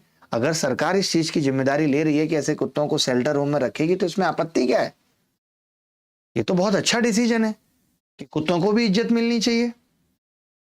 डॉग लवर है इसीलिए रोड पे घूमते रहे कुत्ते, ये तो आपका प्यार खोखला है। फिर गलत कह रहा हूं तो आप बताइए मुझे। तुषार भाई मैंने गलत कहा है तो बताइए। देखिए भाई यहां पे आपको समझना होगा, दो तरीके के चावल है, ये पहला फर्स्ट और ये सेकंड। और आप कह रहे हैं 60%, 60% का मतलब ही होता है 3/5, यानी महंगे वाले चावल का जो सीपी है वो 5 है, इसका 3 है सीपी। लेकिन आप ये समझना कि इन्होंने ये बोला है ना कि 40% के लाभ पर बेचता है और 14% लाभ के साथ मिश्रण को बेचता है, यानी कि एसपी दे रखी है मिश्रण की। अगर मैं आपसे पूछूं कि मिश्रण की एसपी कितनी है, एसपी कितने में बेच रहा है, तो आप कहेंगे कि जी जो महंगा वाला चावल है ना 5, उस पे भी 14% का लाभ के साथ बेच रहा है। 14×5 70.7 यानी 5.7 एसपी है मिश्रण की। अब आपको समझना होगा कि अगर ये मिश्रण की एसपी 5.7 है तो हमने ये पढ़ा है कि भैया फिर सबकी एसपी आएगी, इसकी भी एसपी आएगी। ओवरऑल लाभ 40% का है, तो अगर इस पे 40% का लाभ लूं तो 1.2 हो गया, यानी 4.2 हो गई इसकी एसपी। 40% का लाभ लूं तो 2 हो गया, यानी 7 हो गई एसपी। यानी 4.2 एसपी 7 एसपी को मिला के 5.7 एसपी बनाया है। तो एलिगेशन लगा दिया, 7 में से 5.7 जाएंगे, कितना बचेगा 1.3। ये जाएगा कितना बचेगा 1.5। पॉइंट से पॉइंट हट गया, 13:15 में मिलाना पड़ेगा। सी इज द करेक्ट आंसर। ये सवाल कुछ भी नहीं था, कुछ भी नहीं था, सिर्फ कंफ्यूजन क्रिएट कर रहा था, दैट्स इट। ये कह रहा था कि अगर इसका मूल्य 5 है तो इसका 3 है। हमने इन दोनों को मिलाया है और बेचा कितने में, महंगे वाले के 14% लाभ पे, यानी 5.7 पे बेचा है। 3 रुपए का एक सामान खरीदा, 5 रुपए का एक सामान खरीदा, बेचा है 5.7 में, ओवरऑल 40% लाभ हुआ है। आप समझना बात को, आप समझना बात को, ठीक है।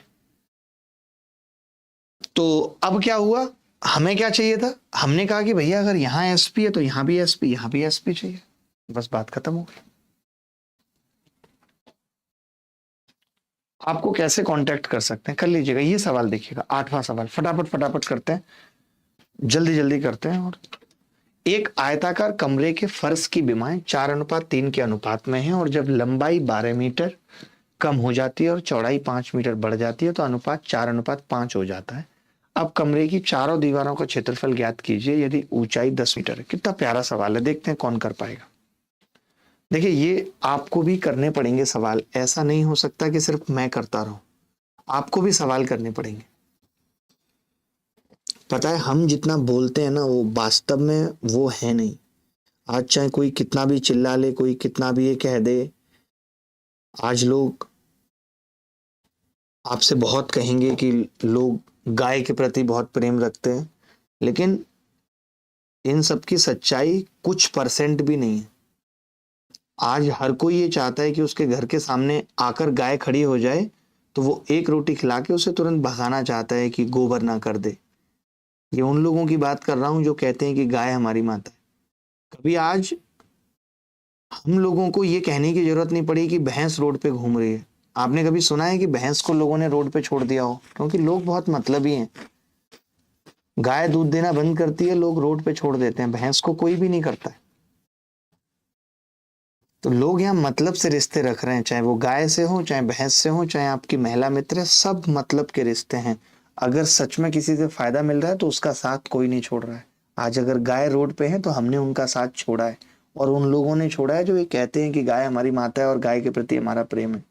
सच्चाई है ये जीवन की।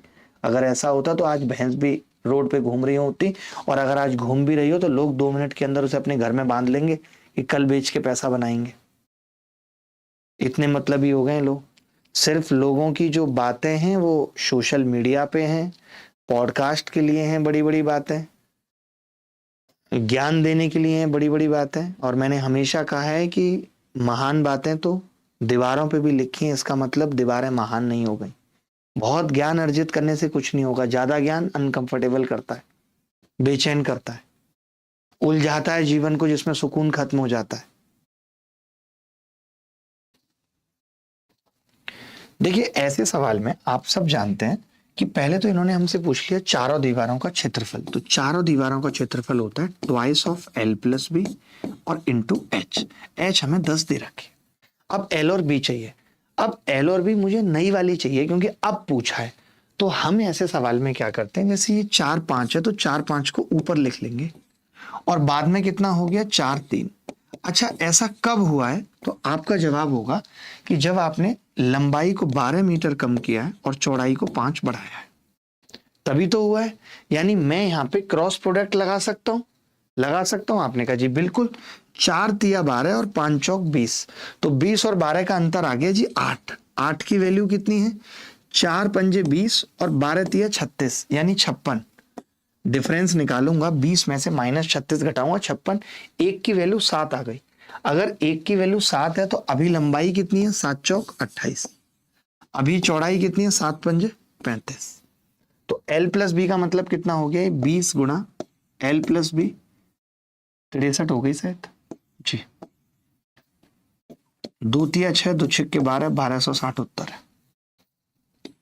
सोचिए, ऐसे सवाल में भी क्रॉस प्रोडक्ट मेथड लग सकता है। तो बस यही बताना था कि अगर कभी ऐसा सवाल आ जाए तो आप लगा पाओगे क्रॉस प्रोडक्ट या नहीं। इस तरीके से आपके कॉन्सेप्ट्स को रिवाइज कराना है। कैसे लगता है क्रॉस प्रोडक्ट देख लीजिए। 4 तिया 12, 4 पंजे 20 का अंतर 8 आ गया। 8 की वैल्यू 56 है। 4 पंजे 20, 12 तिया 36, 20 में से 36 गए, 56 आ गया, बात खत्म। ये सवाल देखिए, ऐसे सवाल भी पेपर में आ रहे हैं, आपको नहीं पता चला होगा लेकिन बच्चों ने हमें बताया कि इस तरीके के सवाल पूछे जा रहे हैं कि स्तंभ का मिलान करें। सोचिए, कॉलम 1 दे दिया, एक ही सवाल में इतनी चीजें पूछ ली। आपको पता है यूनिक सॉल्यूशन के लिए क्या होता है और इनफाइनाइट मेनी सॉल्यूशंस के लिए क्या होता है? अगर दो इक्वेशन है और सब कुछ बराबर आ जाए, दो इक्वेशन बिल्कुल सेम टू सेम है, a1 अपॉन a2 बराबर b1 अपॉन b2 बराबर c1 अपॉन c2, सब कुछ सेम है, तो हम कहते हैं कि वो इनफाइनाइट मेनी सॉल्यूशंस होंगे। मैं यहां लिख देता हूं ये a1 a2 है क्या? अगर दो इक्वेशन है a1x plus b1y plus c1 बराबर 0, दूसरी इक्वेशन है a2x plus b2y plus c2 बराबर 0। ठीक है, अगर ये दो इक्वेशन है तो हम ये कहते हैं इनफाइनाइट मेनी सॉल्यूशंस होंगे। तब नो सॉल्यूशंस का मतलब होता है, नो सॉल्यूशंस का मतलब होता है कि इक्वेशन पैरेलल हो गई है, यानी a1 अपॉन a2 बराबर हो जाता है b1 अपॉन b2 के, मगर वो c1 अपॉन c2 के बराबर नहीं होता। अगर हो जाएगा तो फिर इनफाइनाइट मैनी हो जाएंगे। वहीं अगर यूनिक सॉल्यूशन की बात करें बेटा, तो यूनिक सॉल्यूशन होता है जब a1 अपॉन a2 किसी भी हाल में b1 अपॉन b2 के बराबर नहीं होना चाहिए। a1 अपॉन a2 किसी भी हाल में b1 अपॉन b2 के बराबर नहीं होना चाहिए। ठीक है, अब समझना, अब समझना ध्यान से। जैसे अब मैं देख रहा हूं कि किस सवाल में ऐसा है, जैसे 2 तिया 6, 5 तिया 15, 10 दूनी 20। तो आपने देखा कि ये तो बराबर है, 1/3 है, 1/3, लेकिन ये 1/2 है, यानी कि ये नो सॉल्यूशन की कंडीशन है। 2 का सी होगा। 2 का सी दो ऑप्शन में, यानी ये उत्तर नहीं, ये उत्तर नहीं। आपने देखा ये 5 दूनी 10, 2 दूनी 4, 10 दूनी 20, ये सब कुछ बराबर है, 1/2, 1/2, 1/2, तो ये बी से मिलान होगा, यानी इनफाइनाइट मैनी सॉल्यूशन है। 3 का बी होगा। 3 का अब ये भी नहीं होगा, 3 का भी एक ही ऑप्शन में, D is the correct answer. समझ गए बात को? किसी को कोई डाउट है तो बताओ, किसी को भी कोई डाउट है तो बताओ, एनी बॉडी एल्स, कोई भी बॉडी जो बता सकती।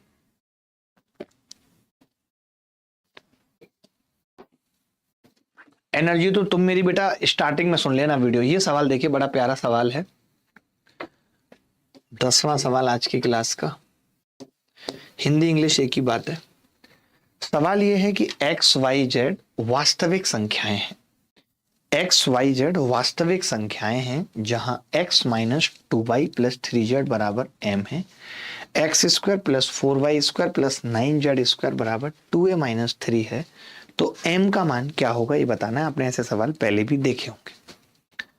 ट्रम्प साहब हमारे साथ जुड़े हुए हैं क्लास में, निक्षय भाटिया जी हैं, डेड बॉडी हमारे साथ है। डर लगता है रात में, जल्दी से खत्म करते हैं, 10:30 तक सारे खत्म कर लेंगे। ठीक है भाई, 10:30 तक सारे खत्म कर लेंगे।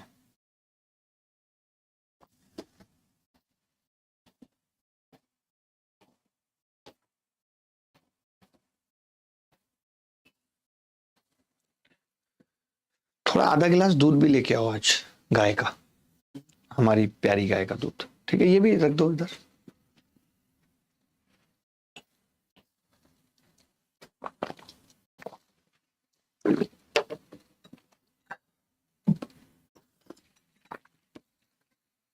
देखो, आपने ऐसे सवाल पहले भी देखे होंगे, कुछ भी नहीं करना है। ये 2m है यार, ये होता क्या है, 2m है यहाँ, a नहीं है, 2m है। देखना जरा, x square plus 4y square plus 9z square बराबर ट्वाइस ऑफ m की वैल्यू है x minus 2y plus 3z, ठीक है, माइनस 3। यही है भाई। आप में से कई लोगों को आता होगा और कई को नहीं आता होगा कि अगर सवाल की फॉर्म ये है कि ये स्क्वायर ये स्क्वायर ये स्क्वायर बराबर ट्वाइस है, तो हम सीधे निकाल देते हैं कि x का कॉफिशिएंट कितना है, 1, तो x बराबर 1। y का कॉफिशिएंट कितना है, आपने कहा -2 है, लेकिन y स्क्वायर का 4 है तो बटे 4 भी करना पड़ेगा, तो ये आ गया -1/2। ऐसे z का कॉफिशिएंट कितना है भाई, आपने कहा z का कॉफिशिएंट है 3, लेकिन z स्क्वायर का कितना है 9, तो z की वैल्यू आ गई 1/3। अब हमसे तो m पूछ रहा है सवाल में, m किसके बराबर है, तो आपने, कई लोगों को लगता है कैन नॉट बी डिटरमाइन होगा, लेकिन यहाँ पे वास्तविक संख्याएं दे दी। तो जब आप होल स्क्वायर बनाते हो, ये वो सवाल है जब आपका फॉर्म बन जाती है x माइनस a का square plus y minus b का स्क्वायर, इस तरीके से। एक बच्चा कह रहा सर यूनिक गलत लिखा है। यूनिक सॉल्यूशन गलत कैसे लिखा है, इस सवाल का यूनिक सॉल्यूशन होगा 1 का a होगा। कैसी बातें कर रहे हो आप, थोड़े काबिल ज्यादा बनते हो, उतने हो नहीं, तो थोड़ा बनो पहले। मैंने कहा m निकालना है, तो आपने कहा m कैसे निकलेगा, तो x का मतलब 1, y का मतलब 1/2 रखूंगा तो +1, z का मतलब 1/3 रखूंगा तो 1, यानी वैल्यू आ गई 3। इस सवाल का सही उत्तर है। ये एक अच्छा सवाल है, अगर इस तरीके का सवाल पेपर में आता है तो शायद आपका दिमाग ना काम करे। अच्छा सवाल। आगे बढ़ते हैं। आप ये सवाल देखेंगे, ये कह रहा है कि मनोज अपनी आय का 33% भोजन पर खर्च करता है। मनोज अपनी आय का 33% भोजन पर खर्च करता है, ठीक है। उसे अपने वेतन में 1000 रुपए की बढ़ोतरी मिली, लेकिन उसका खर्चा कम नहीं हुआ, खर्चा उसका उतना का उतना ही है, जिसकी वजह से उसका खर्च 27% हो गया। His expenses did not decrease, due to which his expenses decrease to, बाई नहीं आएगा, 2 कर लीजिए यहाँ पे 2, यानी परसेंटेज हो गया बदल के, आप समझो। खर्चा कम नहीं हुआ, खर्चे का अमाउंट तो फिक्स है, जितना अगर 150 रुपए पहले खर्च कर रहा था उतना ही अभी भी कर रहा है, लेकिन पहले वो 33% था और अब आय की बढ़ोतरी होने के बाद वो 27% है। तो ये पूछ रहा है उसका वेतन कितना होगा। बड़ा आसान सा सवाल है, हो सकता है आप पहली बार देख रहे हो इसलिए आपको मुश्किल लग रहा हो।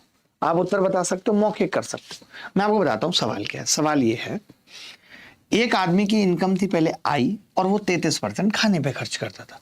अब उसकी इनकम हो गई आई प्लस 1000, उसका खर्चा अभी भी उतना है अमाउंट, लेकिन खर्चा हो गया 27%। तो बताना वेतन कितना होगा। आप एक बात बताइए, एक्सपेंडिचर निकलेगा कैसे?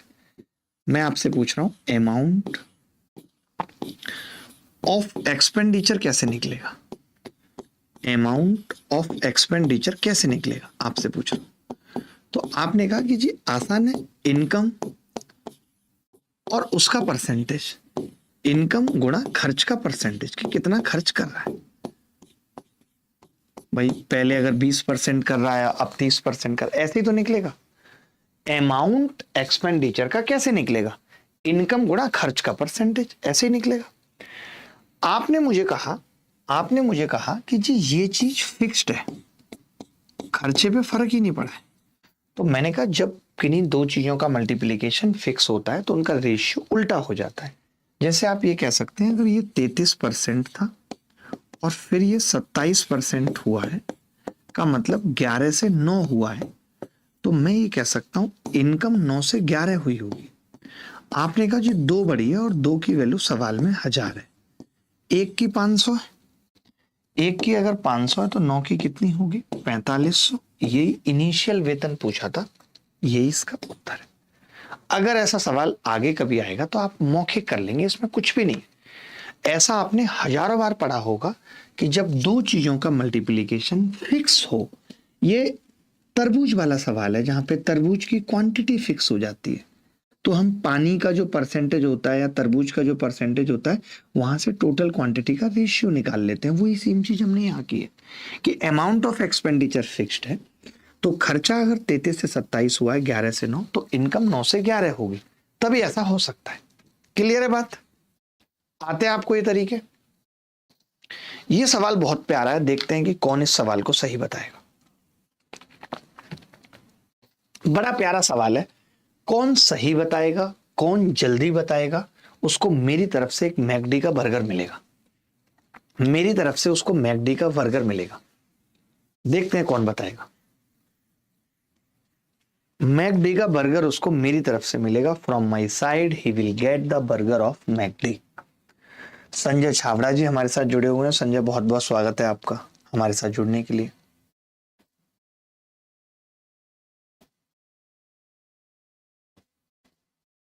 ये संजय छाबड़ा कौन है? जिन्होंने पैसा भेजा है, फिर एक लड़का उनको गाली दे रहा है। तो ऐसे आपस में अगर ये गाली देंगे तो कैसे हो?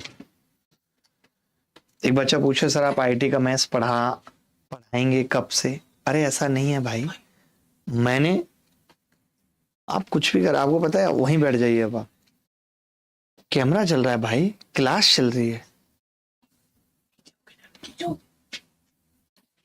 ठीक है। मैंने पहले शुरुआत जब 2007 में की थी पढ़ाने की, तब आईआईटी की कोचिंग से ही की थी। कॉन्सेप्ट क्लासेस में मैं पढ़ाता था, ब्रिलियंट क्लासेस में मैंने पढ़ाया है। चलो भाई, अब आप देखना कि मेरे सोचने का तरीका क्या है और आप कैसे सोचते हो किसी सवाल को। इस चीज पे फोकस करना। देखना, एक व्यक्ति के पास एक निश्चित राशि है और वो बाजार जाता है। वह उसे 50 संतरे खरीद सकता है उस राशि से, या वो 40 आम खरीद सकता है। दोनों में से कोई एक काम होगा।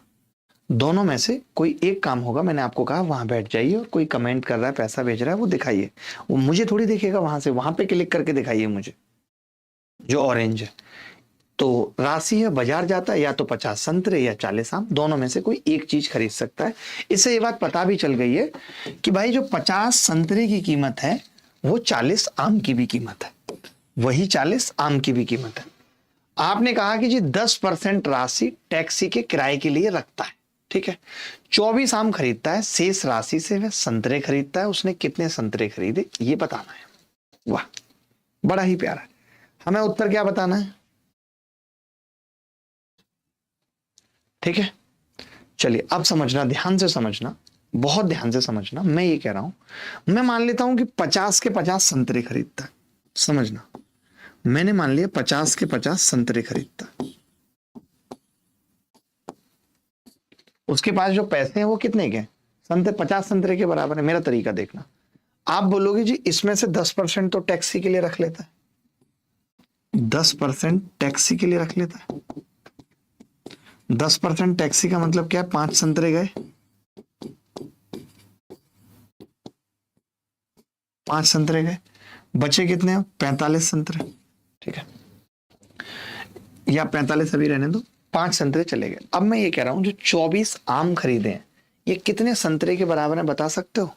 तो आपने कहा कि 40 मैंगो बराबर थे 50 ऑरेंज, थे या नहीं थे ये बताओ। आपने कहा थे, तो मैंने कहा 0 से 0 कट गई, 6 से गुणा करूं तो जो 24 मैंगो इसने खरीदे हैं वो 30 ऑरेंज के बराबर है।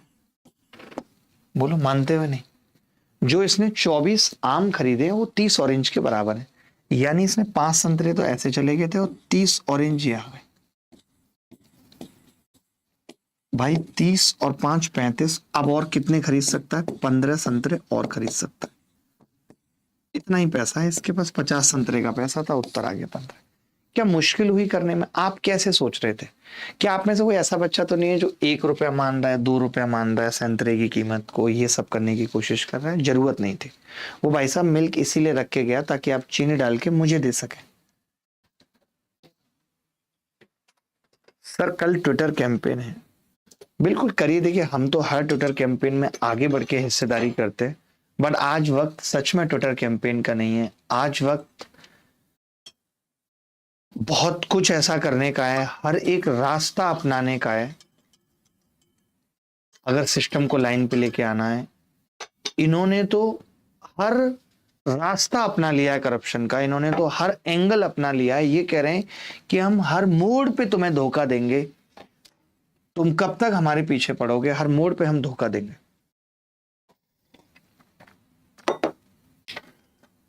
आगे बढ़ते हैं। अच्छा सवाल था ये। 10 छात्रों के अंक इस प्रकार हैं, तो D3 ज्ञात कीजिए। अब सोचो D3 आपने अभी तक सीखा ही नहीं होगा। D3 क्या होता है मैं सिखाता हूं आपको, एक वीडियो डालता हूं इसके लिए। D3 का मतलब है डिसाइल। डिसाइल होता है जो 10 भागों में बांटता है। डिसाइल होता है जो 10 भागों में बांटता है। उसमें ये तीसरा हिस्सा पूछ रहा है। इसमें क्या पूछ रहा है? तीसरा हिस्सा। तो D3 का बेसिकली फॉर्मूला होता है। अच्छा, कितनी टर्म है? 1 2 3 4 5 6 7 8 9 10 10 टर्म है। 10 टर्म है और हमसे D3 पूछ रहा है। तो D3 का फॉर्मूला होगा 3/10। 3 है तो 3 और 10 भागों में बांटता है तो बटे 10 और n+1 यानी 10+1 टर्म। यानी जो D3 है वो कौन सी टर्म होगी? तो 10 और 1 11 या 33, 3.3 टर्म होगी। अब ये कैसे निकलेगी 3.3 टर्म? तो पहले आपको देखना होगा कि क्या ये असेंडिंग ऑर्डर में है। जिन लोगों को ये सवाल समझ नहीं आएगा वो मेरी वीडियो देखेंगे, आने वाली है इस पे कैसे ये सब निकालते हैं। तो तीसरी टर्म तो कंप्लीट है 18 प्लस 20 और 18 का अंतर, क्योंकि इसके बीच में मुझे 0.3 भी टर्म बतानी है तो 0.3 से गुणा कर लिया, यानी 2 तिया 6 0.6 आ गया। तो 18.6 विल बी द D3। 18.3 ऐसा डेटा होगा जो इसे 30% और 70% में अलग करेगा। As the correct answer. जिन लोगों को डिसाइल आता होगा निकालना वो निकाल पा रहे होंगे, जिनको नहीं आ रहा होगा वो हमारी वीडियो से सीखेंगे। ठीक है, आगे बढ़ते हैं। 40 छात्रों की कक्षा का P25 50 है। P25 का मतलब है परसेंटाइल। P मतलब होता है परसेंटाइल। आपने पिछली क्लास में क्वार्टाइल देखा था, अभी आप देख रहे हैं परसेंटाइल क्या है।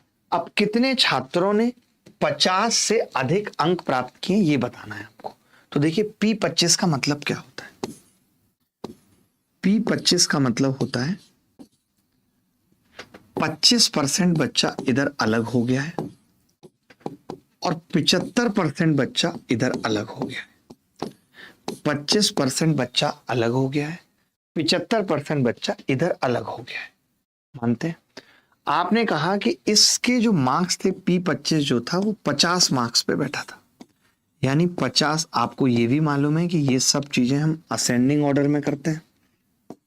ये सवाल शायद कुछ लोगों को ही समझ आ रहे होंगे जिनको ये सब आता है, बाकी को मैं वीडियो डाल के समझाता हूँ। ये नई चीजें इंट्रोड्यूस हुई हैं, ये कुछ नई चीजें इंट्रोड्यूस हुई हैं, इसलिए उन पे सवाल करना जरूरी है। आपने कहा कि इसके इधर 75% बच्चे होंगे, 40 का 75% कितना होगा? 30 बच्चे इधर होंगे और 10 बच्चे पीछे होंगे 25%। तो 50 से ज्यादा मार्क्स पूछे हैं तो वो 30 बच्चों के होंगे। कितने लोग हैं जिनको ये परसेंटाइल और डिसाइल और क्वार्टाइल आता है? कितने बच्चे हैं बोलिए।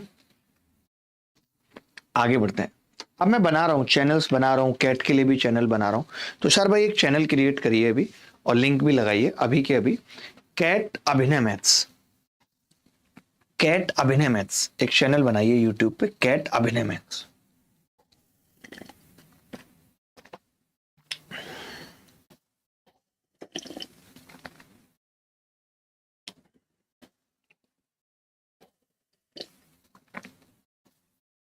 कोई कर सकता है इस सवाल को?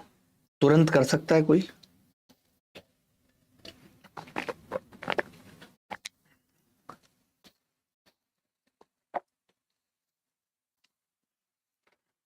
देखो ध्यान से सुनना। थीटा बराबर 3 बीटा है, साइन थीटा बराबर 3/5 है और आपको बताना है 3 कोसेक बीटा माइनस 4 सेक बीटा क्या होगा। बड़ा प्यारा सवाल। जब कोसेक और सेक होता है तो सबसे पहले हमारे दिमाग में आता है कि यार हम इसे लिख लेते हैं 3/साइन बीटा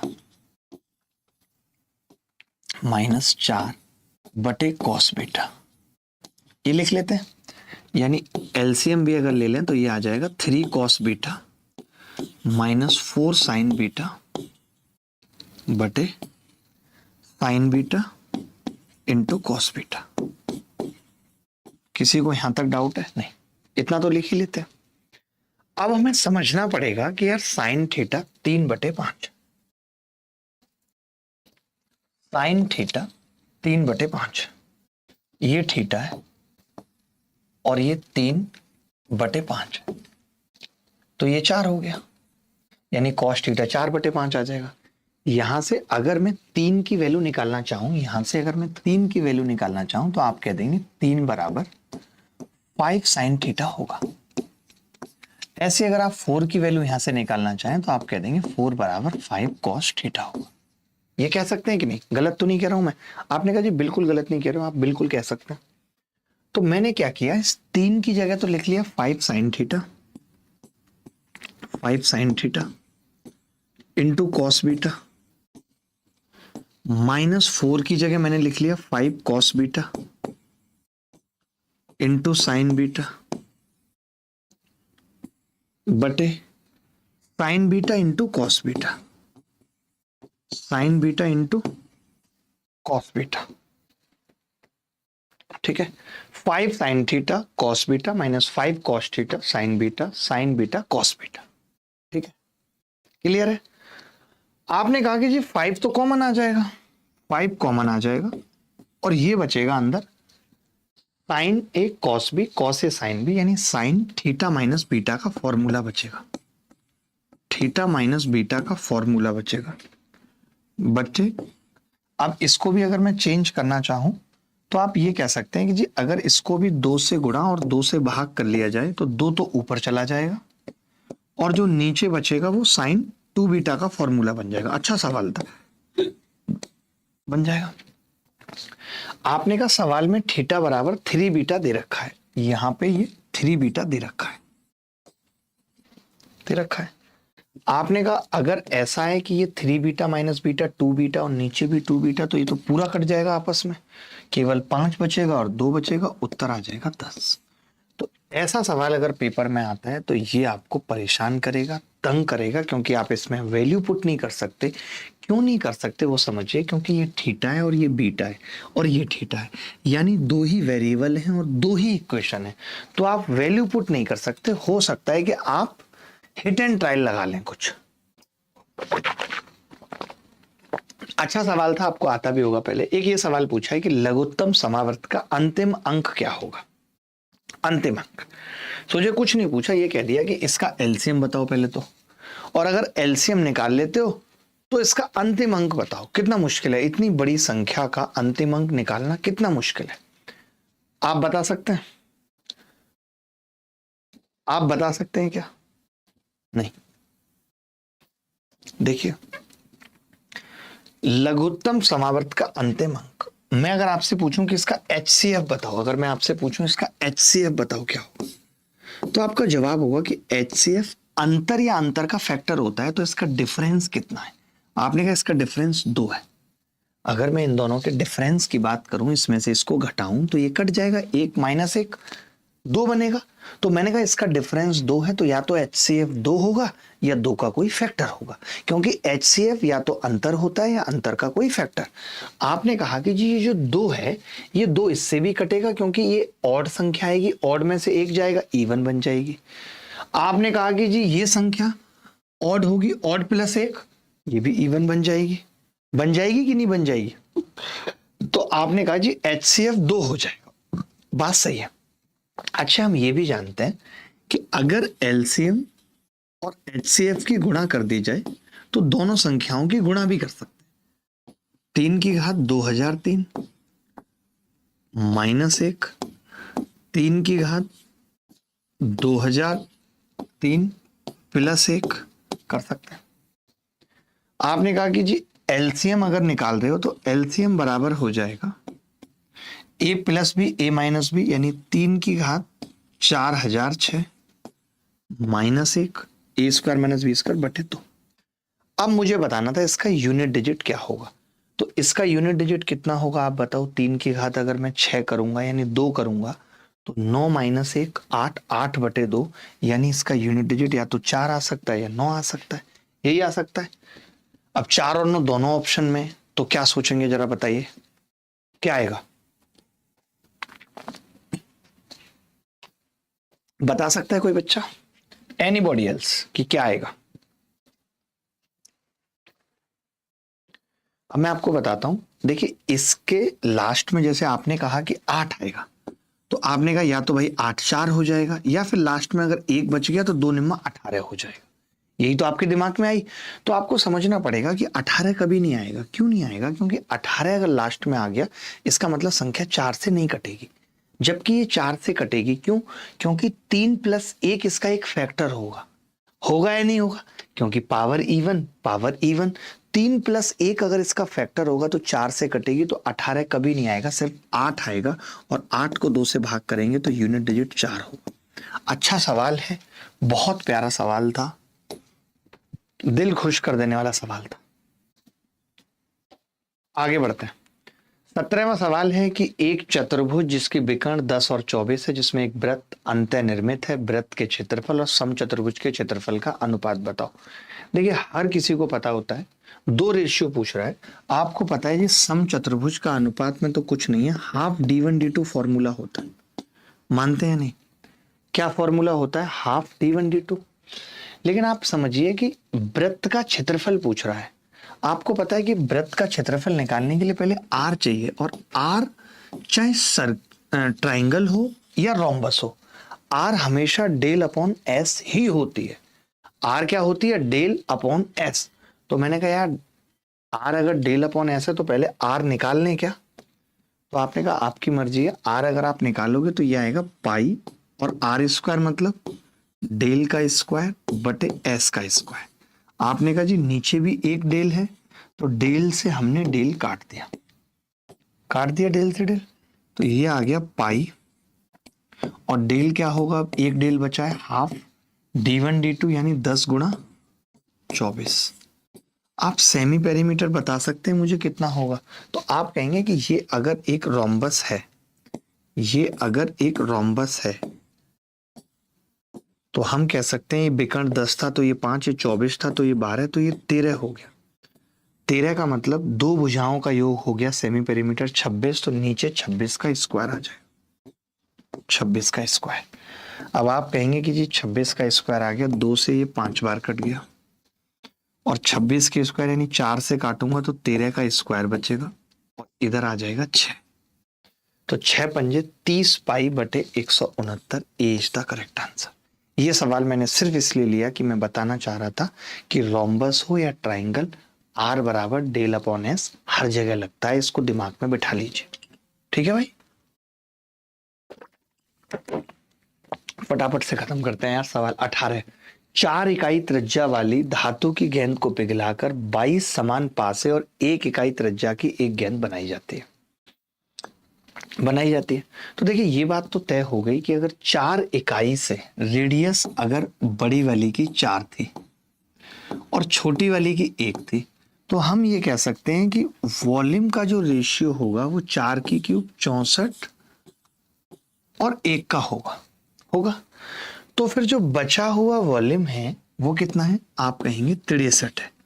वो 63 इन 22 पासे का वॉल्यूम है, और आपसे पासे का आयतन पूछ रहा है, एक पासे का आयतन पूछ रहा है। 22 की वैल्यू 63 है, तो मैंने कहा कि अगर 22 की वैल्यू 63 है तो मैं 1 की निकाल लूं। पहले मुझे बताओ, आप कहोगे हाँ 1 इकाई त्रिज्या का आप निकाल लो, वॉल्यूम क्या होगा? 4/3 पाई यानी कि 22/7, आर की क्यूब, 1 की क्यूब।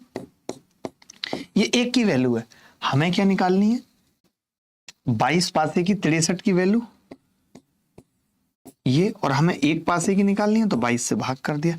इससे सिंपल कैलकुलेशन आपको नहीं मिलेगी।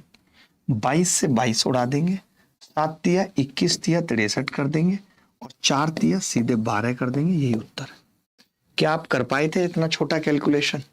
क्या आप इस सवाल का कैलकुलेशन इतना छोटा कर पाए थे? मैंने कुछ नहीं किया। देखो मैंने क्या किया, 4 इकाई त्रिज्या और 1 इकाई त्रिज्या का अगर मैं रेशियो लूं रेडियस का, तो वो 4:1 है, तो वॉल्यूम का होगा 64 और 1 का, यानी जो बचा हुआ वॉल्यूम है 63, वो कहाँ गया, उससे 22 पासे तैयार हुए हैं। तो मैंने कहा एक की वैल्यू तो मुझे पता है, तो आपने कहा 63 की ये होगी, और मुझे एक पासे का बताना है तो 22 से भाग कर दिया, 22 से 22 कट गया। इससे ज्यादा सिंपल कैलकुलेशन नहीं हो सकती। बहुत अच्छा सवाल था। 19वां सवाल,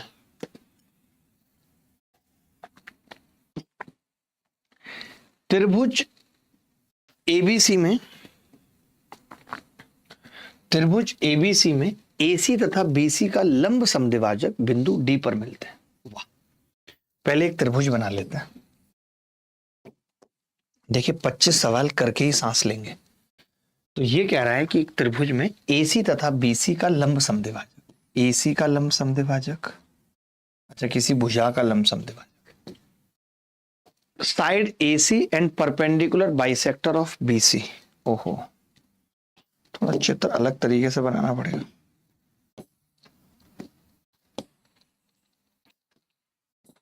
ये कह रहा है कि परपेंडिकुलर बाइसेक्टर ऑफ बीसी, ये रहा बीसी का परपेंडिकुलर बाइसेक्टर एसी को डी पर मिलता है।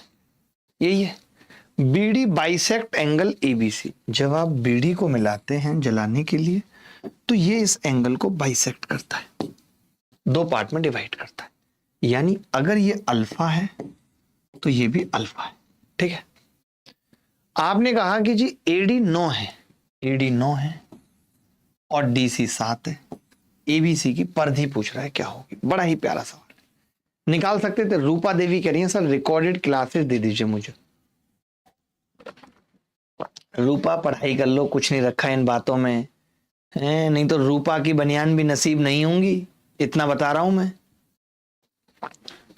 अच्छा सवाल है, आपसे होगा नहीं इसलिए समझ लीजिए, मैं कर रहा हूं तो ध्यान दे लीजिए। ठीक है, अब एक बात बताइए, अगर मैं बीडीसी ट्राइंगल की बात करूं, बीडीसी ट्राइंगल की, तो आप कहेंगे कि ये परपेंडिकुलर भी है और सामने वाली भुजा को दो भागों में बांट रहा है। इसका मतलब है कि ये ट्राइंगल आइसोसेल्स होगा। हम जानते हैं किसी भी त्रिभुज में परपेंडिकुलर सामने वाली भुजा को दो बराबर भागों में बांटता है तो वो आइसोसेल्स होगा। यानी ये 7 है तो ये भी 7 होगा, ये अल्फा है तो फिर ये भी अल्फा होगा। ये भी पता लग गया। अगर ये अल्फा और ये अल्फा तो ये 2 अल्फा होगा।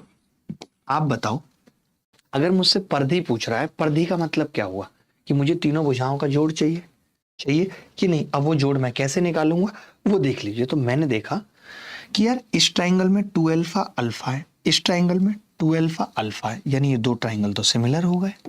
मैं किस किस ट्राइंगल की बात कर रहा हूं, ध्यान से सुनना। ADB, ADB, ADB triangle ABC triangle के सिमिलर हो गया, एबीसी के सिमिलर हो गया। अगर ये एबीसी के सिमिलर हो गया, समझना बात को, तो मैंने कहा ये भुजा x है और ये भुजा y है। अब आप बताइए 2 अल्फा के सामने इसमें कितना है x, 2 अल्फा के सामने इसमें कितना है 9 और 7 16 बराबर, अल्फा के सामने इसमें कितना है 9, अल्फा के सामने इसमें कितना है x। तो x तो आप ऐसे ही निकाल सकते हैं, x स्क्वायर 16 निम्न 144, x तो 12 आ गया। अगर केवल ये भुजा पूछी होती तो जवाब होता 12, लेकिन नहीं पूछे, y पूछे। अच्छा, जो तीसरा एंगल है, ए के सामने की भुजा यहाँ 7, यहाँ ए के सामने की भुजा y, तो अब y कैसे निकलेगा, तो आपने कहा y निकलेगा 7x बटे 9। x तो आ चुका है हमारे पास, आ चुका है ना, मैं गलत तो नहीं कह रहा हूं। फिर से देख लो, ए के सामने की भुजा 7 और ए के सामने की भुजा y पूरे में, तो ये भी आ जाएगा। y भी कितना आ रहा है, x अगर 12 आ गया तो ये 3/4 आ रहा है, 7 चौक 28/3। कुछ गड़बड़ तो नहीं की ना हमने। 2 अल्फा के सामने x, 9 और 7 16। ध्यान से सुन लो, हमने कहा अल्फा के सामने, आपने कहा 9, इसमें अल्फा के सामने x पूरे में, फिर हमने कहा a के सामने छोटे वाले ट्राइंगल में 7 है, कहीं हमने गलत तो AD 9 है, ठीक लिखा था, DC 7 है, ये भी ठीक लिखा था, ये 7 था तो ये भी 7 आ गया। कुछ तो गड़बड़ हो रही है जरूर सवाल में। और y कितना आ रहा है 12 7 84/9, 28/3। थोड़ी सी मिस्टेक हो रही है, लेकिन हमसे पूछा क्या है, हम तो बेवकूफ है ना, हम y निकाल क्यों रहे, y की तो जरूरत नहीं है, आपसे तो केवल a b d का परिमाप पूछा है, 12 और 9 21 और 7 28। हम पता नहीं कहाँ थे। y निकालने की जरूरत क्या है, y की तो जरूरत ही नहीं है, किसी एंगल से जरूरत नहीं है y की। आगे बढ़ते हैं। ये सवाल देखिए 20वां, cos 43 प्लस साइन 43 बराबर के, then what is the value of sine square 43 minus cos square 43। बड़ा ही प्यारा और नेक सवाल है। पहले तो आपको एक बात समझनी चाहिए कि जो साइन 43 होता है, साइन 43 45 से पहले की बात है, वो छोटा होता है कॉस 43 से, छोटा होता है। अगर वो छोटा होता है और ये पूछ रहा है छोटे में से बड़ा घटा रहा है, तो उत्तर नेगेटिव होगा बेटा। नेगेटिव होगा तो ये नहीं होगा, ये भी नहीं होगा, क्योंकि नेगेटिव होगा। अब मैं करना बताता हूं। अगर आप इसके फैक्टर कर दें तो आप देखेंगे इसके दो फैक्टर होंगे, एक साइन 43 प्लस कॉस 43 और दूसरा साइन 43 माइनस कॉस 43। ये बात मानते हैं? ये बात मानते हैं कि नहीं? आपने कहा जी बिल्कुल मानता हूं। हमने कहा साइन 43 कॉस 43 ये दे रखा है सवाल में। आपने कहा ये वाला मैं निकालना जानता हूं, ये होता है plus minus under root 2 minus K square. कितने लोग ये चीज जानते हैं? कितनों को पता है कि अगर sine theta plus cos theta K है तो sine theta minus cos theta plus minus under root 2 minus K square होता है। लेकिन वो प्लस माइनस तब होता है जब आपको पता ना हो थीटा क्या है। यहाँ तो आपको थीटा पता है कि भैया साइन 43 में से कॉस 43 घटाएंगे तो नेगेटिव आएगा, तो यहाँ पे आपको प्लस लेने की जरूरत ही नहीं है, यहाँ पे आप सिर्फ क्या लेंगे, नेगेटिव। तो उत्तर आ गया B is the correct answer. अच्छा सवाल था, बहुत प्यारा सवाल था। 11 से पहले खत्म कर लेंगे। यदि 3 अंकों की संख्या 335 2x5 x35 63x और 406 का औसत 411 है तो x माइनस 1 x माइनस 3। किसी को याद है ऐसे सवालों को कैसे करते हैं? एक बात जीवन में हमेशा याद रखना कि अगर x एक अंक है और वो एक या दो ही जगह दे रखा है यूनिट डिजिट पे, तो आप इस सवाल को यूनिट डिजिट से खत्म कर सकते हैं। कैसे? संख्याएं कितनी हैं? 1 2 3 4 5, इनका औसत है ये, तो इनका सम क्या होगा मैं आपसे पूछ रहा हूं, सम। तो आपने कहा कि सम का यूनिट डिजिट बता दीजिए, तो मैंने कहा जी सम का यूनिट डिजिट होगा सीधे 5। भाई 5 से गुणा हो जाएगी, 5 एकम 5 5 एकम 5 5 चौक 20। वैसे तो 20 55 सम होगा, लेकिन यूनिट डिजिट की बात करें तो 5 होगी सम की यूनिट डिजिट।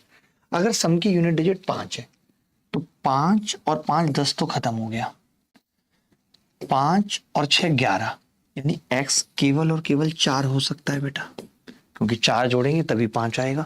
x कितनी आसानी से आ गया, x एक अंक था, हमने 4 निकाल दिया, वरना कैलकुलेशन तो पागल कर देती हमें, कर देती या नहीं?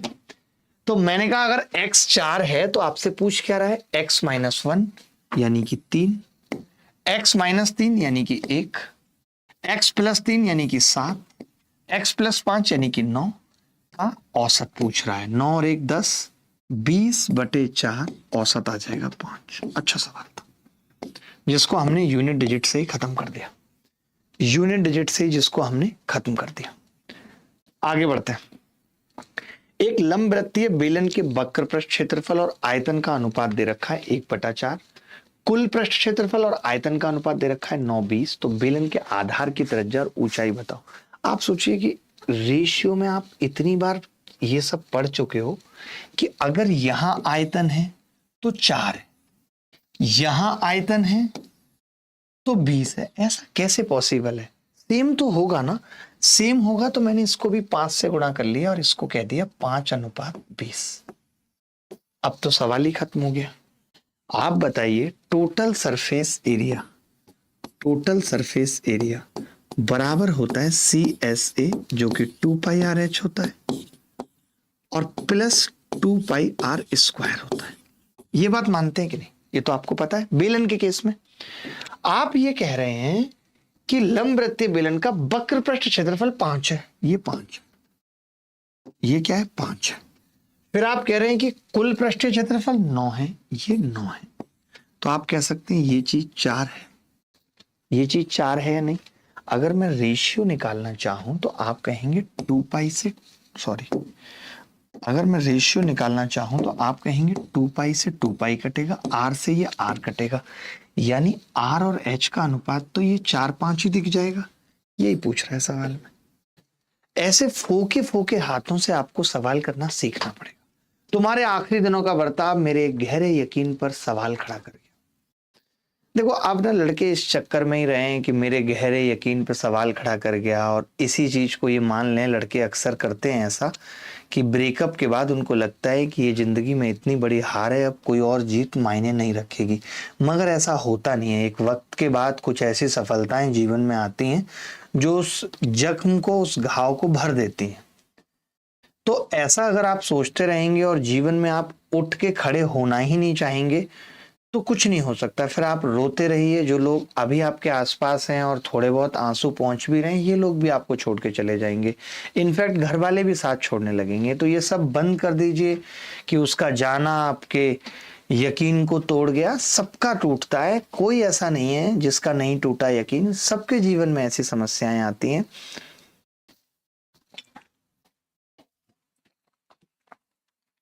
आगे बढ़ते हैं। 4 लगातार 2 अंकों वाली विषम संख्याओं का योग जब 10 से विभाजित किया जाता है तो एक पूर्ण वर्ग बन जाता है। वाह। अच्छा, अगर पूर्ण वर्ग आ रहा है, मान लेते हैं कोई संख्या का सम है, सम ऑफ 2 डिजिट नंबर, मैंने उसको 10 से भाग किया तो पूर्ण वर्ग आ रहा है। लाइक 1 आ रहा है, या तो 4 आ रहा है, या 9 आ रहा है, या 16 आ रहा है, या 25 आ रहा है। इस तरीके से आ रहा है। ठीक है भाई। तो मैं कह सकता हूं सम क्या होगा, ये तो भाग किया, तो सम क्या होगा, तो आपने कहा सम 10 से गुणा कर लीजिए। या तो 10 होगा, या 40 होगा, या 90 होगा, या 160 होगा, या 250 होगा। ऐसे चलता रहेगा भाई। आप सोच रहे हो उससे आगे आपने क्यों नहीं किया? मैंने इसलिए नहीं किया क्योंकि 360 होगा, 99 ही तो हो सकती है बड़ी से बड़ी संख्या। ठीक है। आपने कहा कि जी 4 अंकों की संख्याओं का सम, 4 अंकों की संख्याओं का सम 10 कभी नहीं आएगा, 40 भी नहीं आएगा। 40 के लिए भी 10-10 होंगी, और ये सारी अलग हैं, लगातार विषम संख्याएं। मैंने कहा 90 आ सकता है 4 संख्याओं का सम जो लगातार हो। आप बताइए, 4 लगातार संख्याओं का सम 90 आ सकता है क्या? तो आपने कहा कि 90 को 4 से भाग कर लीजिए, 22.5। तो देख लेते हैं, 21, 22, 23 और 24। तो मैंने कहा कि ये तो 20, 100, 80, 21, 22, 23, 24, इन्होंने कुछ ऐसा दिया भी है। 4 लगातार 2 अंकों वाली विषम संख्या। अच्छा, विषम संख्या है तो विषम संख्याओं का सम, अगर 4 कोई भी विषम संख्या है तो उसका सम 90 आ ही नहीं सकता। आप बताओ कैसे आएगा? क्योंकि उसका एवरेज, जैसे कोई भी 4 विषम संख्या ले लो आप, दुनिया की कोई भी, मैंने कहा था 13 ले लिया आपने, 13, 15, 17, 19, तब आप कहोगे एवरेज तो बीच वाली संख्या होगी 16। तो इसको 4 से गुणा करोगे तो सम हमेशा 4 से कटेगा या नहीं कटेगा? हमेशा कटेगा। तो 90 तो हो ही नहीं सकता। जो 4 से नहीं कटेगा वो तो हो ही नहीं सकता। अब बात आई 160 की, तो मैंने कहा 160 का मतलब एवरेज 40, और 40 के आसपास आपने कहा 39, 41, 43 और 37 पॉसिबल है। तो उसमें से एक संख्या 41 से ही पूछ रहा है। मैं बहुत खोल के बता रहा हूं आपको, बहुत खोल के। अगर आप इसे 0.5x की स्पीड पे सीखेंगे तो आपको सब कुछ समझ में आएगा।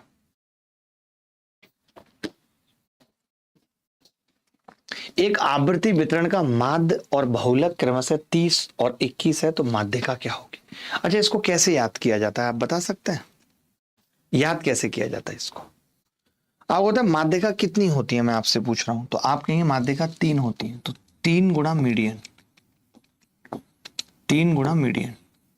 अच्छा, मीन कैसे निकलता है? तो आपको पता है 2 संख्याओं का निकालना हो तो 2 से भाग करते हैं।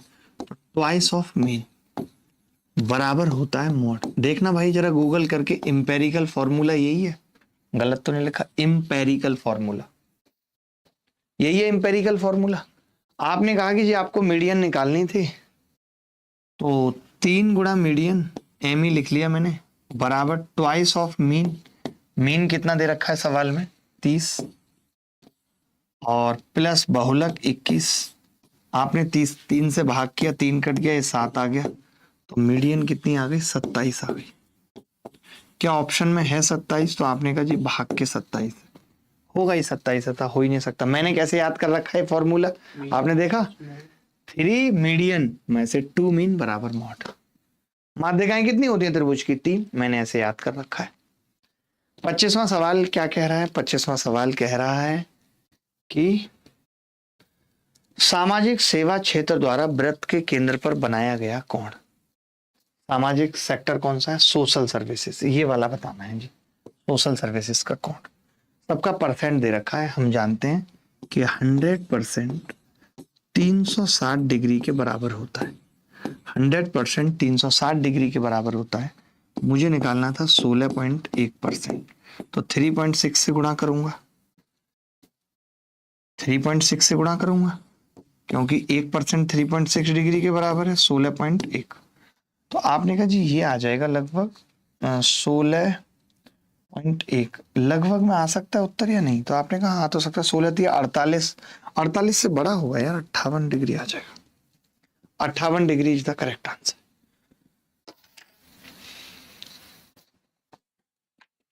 बोलो भाई, किसी को डाउट है तो बताओ। एक भाई साहब लिख रहे हैं सर मोदी जी कल गया आ रहे हैं और बिहार की जनता को, उनको जब किसी राज्य में चुनाव होता है सर तभी याद आती है। और वो पूरी तरीके से, आप ऐसे समझो कि कोई आज एजुकेशन कंपनी प्रचार कर रही है चलेगा, लेकिन देश का राजा का धर्म सिर्फ यही नहीं है कि वो जिस राज्य में सरकार बननी है बनानी है उसमें सिर्फ प्रचार प्रसार के लिए अपने आप को इस्तेमाल करे, उसको देश के मुद्दों से कोई लेना देना ना हो, उसको प्रजा की प्रॉब्लम से कोई लेना ना देना ना हो, तो फिर हमने ठीक राजा नहीं चुना है और हम अभी भी गलत उम्मीद पाल के बैठे हैं। बहुत दुख लगता है जब ये सारी चीजें मैं देखता हूँ और जब अंदर सिस्टम में घुस के पता चलता है कि किस तरीके से बच्चों के भविष्य के साथ खिलवाड़ किया जा रहा है। अगर आपके सामने भी सारी चीजें जिस दिन आएंगी आपके होश गाबड़े होंगे। मैं भी पता करने में लगा हुआ हूँ, लिंक देखने में लगा हुआ हूँ, कोशिश अभी भी जारी है। जो जो चीजें आती हैं सामने वो आपके सामने रखता रहता हूँ। अभी के लिए इतना ही, अगली मुलाकात फिर होगी आपसे अगले मॉक टेस्ट में। ध्यान रखिएगा, खुश रहिएगा, बाय बाय, टेक केयर, धन्यवाद। अभी आप देख रहे होंगे 12,000 ट्रेन चलाई जा रही हैं, वो भी सिर्फ इसलिए कि बिहार के लिए चलाई जा रही हैं। अभी इस तरीके की बातें क्यों बोली जा रही हैं? जबकि छठ पूजा तो नवंबर में है, बहुत दिन है अभी, लेकिन अभी से क्यों बोली जा रही है? ताकि बिहार की जनता के मन को लुभाया जाए। कभी नहीं कहा इन्होंने कि 1 करोड़ बेरोजगार युवा फॉर्म भर रहा है रेलवे का और नौकरी देने जा रहा है। आपने वो इमेजेस देखी है ना कि किस तरीके से बच्चा स्टेशन पे सो रहा है, परेशान है, पहुंच नहीं पा रहा है। कभी ऐसे युवाओं के लिए भी स्पेशल ट्रेन चली हो जो एग्जाम देने जा रहे हैं? आप एक तरफ कहते हैं हम बेरोजगारों को बेरोजगारी भत्ता देंगे, आपने तो ट्रेनों में उन्हें फर्श पे जगह नहीं दी। आप खाक बेरोजगारी भत्ता देंगे, लानत है आपके ऊपर। धन्यवाद, गुड नाइट।